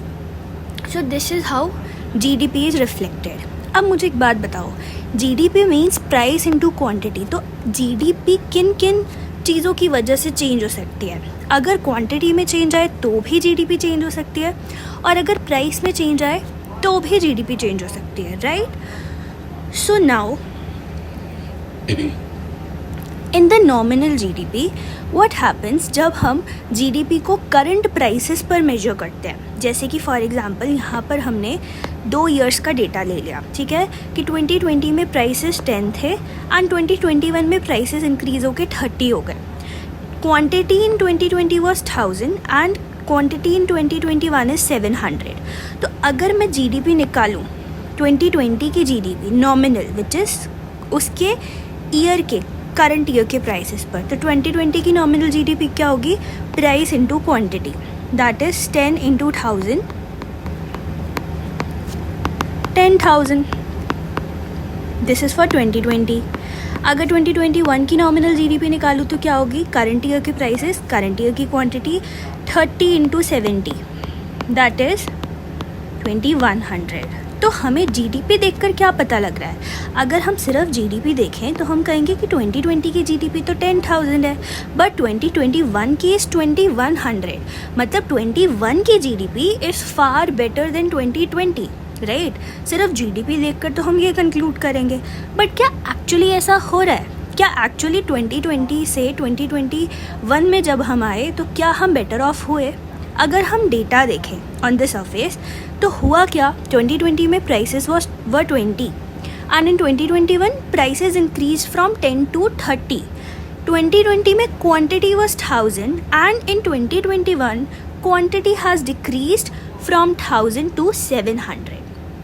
तो बच्चों सरफेस पे क्या हुआ है कि actually only prices has increase, quantity जो प्रोडक्शन है, जो एक्चुअली हमें वेलबींग बताता है, वो तो डिक्रीज ही हुआ है, राइट? तो एक कंट्री बेटर ऑफ कब होगी? जब आउटपुट की प्रोडक्शन बढ़ेगी. बट जीडीपी तो प्राइसेस की वजह से भी चेंज हो सकती है.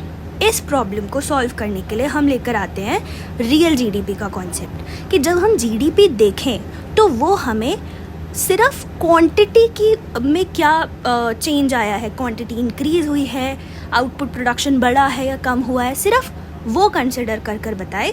इन्फ्लेशन का इफेक्ट उस पर ना आए ताकि हमें वो मिसलीड ना कर पाए, जैसे कि यहाँ पर हुआ. हम जीडीपी देखकर मिसलीड हो गए, but it was all inflation, quantity में तो इनफैक्ट फॉल आया था.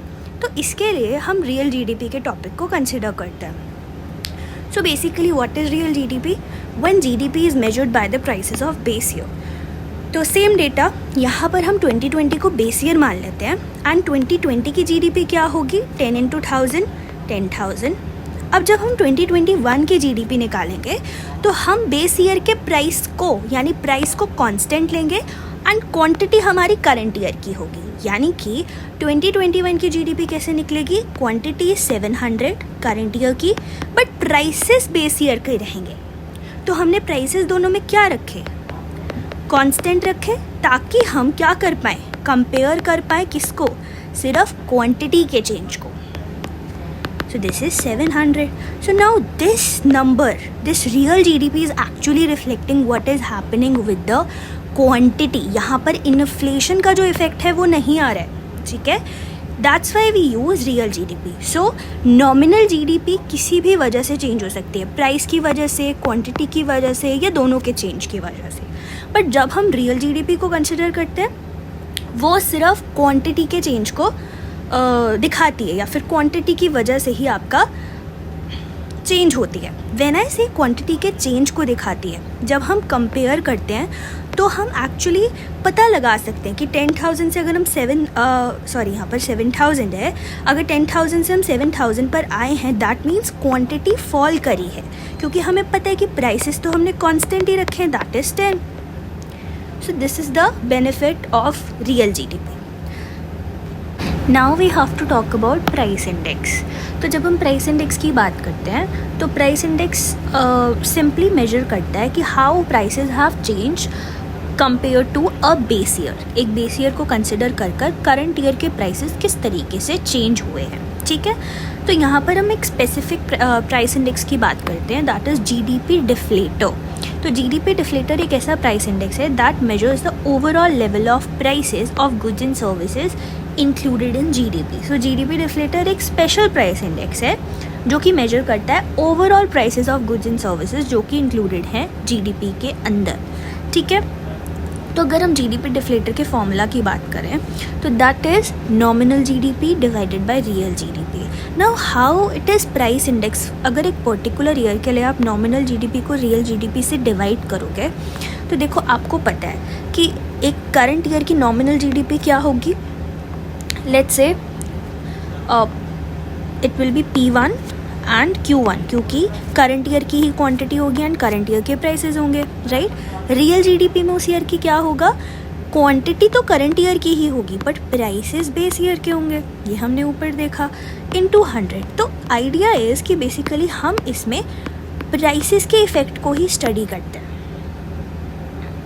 क्योंकि हमें पता है नॉमिनल जीडीपी कंटेन्स आपके current prices and real GDP contains आपके बेस ईयर प्राइसेस, राइट। तो यहाँ पर हम बात करते हैं प्राइस इफेक्ट की। सो ये हमारा प्राइस इंडेक्स की तरह वर्क करता है, राइट। तो एग्जांपल लेते हैं, 2020 का डेटा हमें दे रखा है 2021 के लिए। प्राइसेस 10 थे इन 2020 and quantity production was 100 units. 2021 में 30 रुपीज़ एंड 700 यूनिट्स। अगर मैं 2020 के लिए सिर्फ नॉमिनल जीडीपी निकालूँ, ठीक है, तो 2020 की नॉमिनल जीडीपी क्या होगी, current year prices and current year quantity 10,000। 2020 के लिए रियल जीडीपी क्या होगी, 2020 के लिए रियल जीडीपी सेम ही तो होगी क्योंकि वही तो बेस ईयर है ना। तो 10 एंड 1000। तो बेस ईयर के लिए guys real and nominal GDP दोनों सेम होती हैं, है ना। अगर हम 2021 को स्टडी करें तो वहाँ पर नॉमिनल जीडीपी क्या हो जाएगी, 2021 में current quantity multiplied by current आपका prices, nominal GDP 21,000। Real GDP क्या हो जाएगी 21 के लिए, current quantity multiplied by the base year prices 7,000, ठीक है। तो अभी हमने बात करी कि बेस ईयर में nominal and real GDP same होते हैं, तो जीडीपी डिफ्लेटर की वैल्यू बेस ईयर के लिए क्या होगी, 100%, ठीक है। Now if we talk about GDP deflator इन 2021, तो यहाँ पर हम क्या करेंगे, देखो 2021 में क्या था, नॉमिनल जीडीपी की वैल्यू 21,000 थी एंड रियल जीडीपी की वैल्यू 7,000। तो 1000 divided by 7,000 it will give us the answer 300%। तो हम इसे इंटरप्रिटेट कैसे करेंगे, वी विल से कि बेस ईयर से करंट ईयर के प्राइसेस में जो चेंज आया है, overall prices are 200% higher than base year, right. क्योंकि वी आर सेइंग कि जो करंट ईयर के प्राइसेस हैं यहाँ पर, इसको इस तरीके से रिप्रेजेंट करने का क्या मतलब है। अगर हम इसकी बात करें, हमने ऊपर देखा था नॉमिनल जीडीपी का मतलब है करंट ईयर की क्वांटिटी जो कि हमने यहाँ ली है। इसी एग्जांपल की बात कर लेते हैं, 2021 में करंट ईयर की क्वांटिटी 700 और करंट ईयर के प्राइसेस 30, है ना। और यहाँ पर रियल जीडीपी 21 की 700 और बेस ईयर 10 प्राइसेस, ठीक है। तो क्वांटिटी तो दोनों में सेम होती है, एक ईयर के लिए आप नॉमिनल और रियल जीडीपी निकालोगे तो क्वांटिटी दोनों में सेम है, ठीक है। सो प्राइसेस के इफ़ेक्ट को हम यहाँ पर स्टडी कर पाएंगे क्योंकि क्वांटिटी कैंसिल हो जाएगी। सो यहाँ पर what I will gate 300%। So I can say overall price level in 2021 is 300% of the base year price level, right? So since the base year value is always 100, right, so a GDP deflator of 300 will means that prices are 200% higher than the base year, GDP deflator was price index जहाँ पर हम average level of prices को study कर रहे थे for all the goods and services that are included in GDP, right. Consumer price index में सिर्फ हम उन्हीं गुड्स एंड सर्विसेज के प्राइसेस को स्टडी करते हैं that are regularly consumed by a consumer. For example imagine a basket जिसके अंदर कंज्यूमर्स के डेली कंजम्पशन के गुड्स हैं, for like example clothes, food, housing, fuel.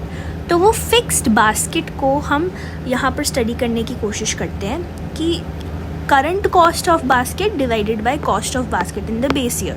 तो यहाँ पे बेसिकली हम ये पता करने की कोशिश करते हैं कि बेस ईयर से आज के टाइम पे, करंट टाइम पर वो बास्केट कितना एक्सपेंसिव हो गया है या उसके प्राइस में क्या चेंज आया है, right. So if the value of CPI is 150%, so how will we interpret it like again 100, the value will be 100 for the base year, है ना। सो यहाँ पर हम इसे इंटरप्रेट करेंगे कि the price of basket in the current year has increased by 50%. We talked about price indexes जहाँ पर हमने देखा कि they tell us about the average level of prices in the current year comparing it to base year. तो अगर वहाँ पर हमें उसमें इंक्रीज़ देखने को मिलता है, right, so we say that is inflation. So अगर ओवरऑल प्राइस राइज करते हैं ओवर टाइम तो हम उसे इन्फ्लेशन कहते हैं। And inflation rate is basically the percentage by which prices has increased, right? So an important variable that is measured using price index is the inflation rate. अगर हमें GDP deflator पता है for a period it is 100 and in the next period it is 105. So अगर मुझे inflation निकालना है for this year, for this period, right? So we will say the inflation rate is 5% क्योंकि the prices has increased by 5% from this year to this, right. So inflation rate for time period T+1। सो अगर हमें general formula inflation का देखना है that is कि अगर मुझे किसी टाइम पीरियड T+1 के लिए इन्फ्लेशन निकालना है, so the formula for that is pi T+1. So pi is how we represent inflation rate, right. Pi for T+1 यानी कि जिस ईयर के लिए मुझे इन्फ्लेशन रेट निकालना है उस ईयर के प्राइसेस माइनस प्रीवियस ईयर के prices divided by previous year prices into 100. So this will give me the inflation rate. So this is the general formula for finding out the inflation rate. Now the last topic of this chapter is interest rate. Interest rate क्या होता है हमें पता है, it's rate of return जो कि borrower promise करता है लेंडर को, ठीक है. Now we talk about two types of interest rate, real interest rate and nominal interest rate. अगर हम real interest rate की बात करें तो ये हमें actual purchasing power को show करता है and nominal interest rate actual market interest rate को बताता है. सिर्फ जो market interest rate है वो आपको nominally बताता है. Now real interest rate is interest rate after adjusting for inflation, ठीक है, and this does not adjust for inflation. So let's understand what are these two, ठीक है. सो एक एग्जाम्पल से समझते हैं. Suppose I save 100 rupees in a bank and receive 5% interest. So at the end of the year I will get 105, right. So देखने में ऐसा लग रहा है कि I have gained 5 rupees. But अब सपोज करो कि इन्फ्लेशन इज़ ऑल्सो 5%, ठीक है. सो इन्फ्लेशन 5% है, मतलब कि गुड्स जो लास्ट ईयर 100 रुपीज़ के थे वो अब कितने के कॉस्ट करेंगे, सेम गुड मुझे 105 रुपीज़ के कॉस्ट करेंगे. So even though my money has increase from 100 to 105, पर फिर भी मेरी परचेजिंग पावर में तो कोई चेंज नहीं आया. 105 में मुझे वही गुड्स मिलेंगे जो मुझे लास्ट ईयर मिल रहे थे. So no change in purchasing power because the price of goods also increased from 100 to 105. So this is how real interest rate works, right? It accounts inflation and tells how much your purchasing power is actually increasing. So the formula for real interest rate is we represent the real interest rate by R, and nominal interest rate is basically what you are being told the interest rate जो आपको, अगर आप bank में अपना deposit रखवा रहे हो, so what you are being told कि आपको इतना इंटरेस्ट मिलेगा percent. So that is nominal interest rate जिसमें इन्फ्लेशन एडजस्टेड नहीं है. So when we will adjust the inflation rate which is represented through pi, in the nominal interest rate that is represented by I, so I minus pi, right, that is my real interest rate, जो कि मुझे मेरी real purchasing power के बारे में बताता है if that has increase और नॉट. सो अगर मेरी नॉमिनल इंटरेस्ट रेट मेरा ज़्यादा होगा देन द इन्फ्लेशन रेट, तभी मेरी परचेजिंग पावर बढ़ेगी, राइट. अगर मेरा inflation rate in the economy is higher than the nominal interest rate, तो मेरी परचेजिंग पावर फॉल करेगी.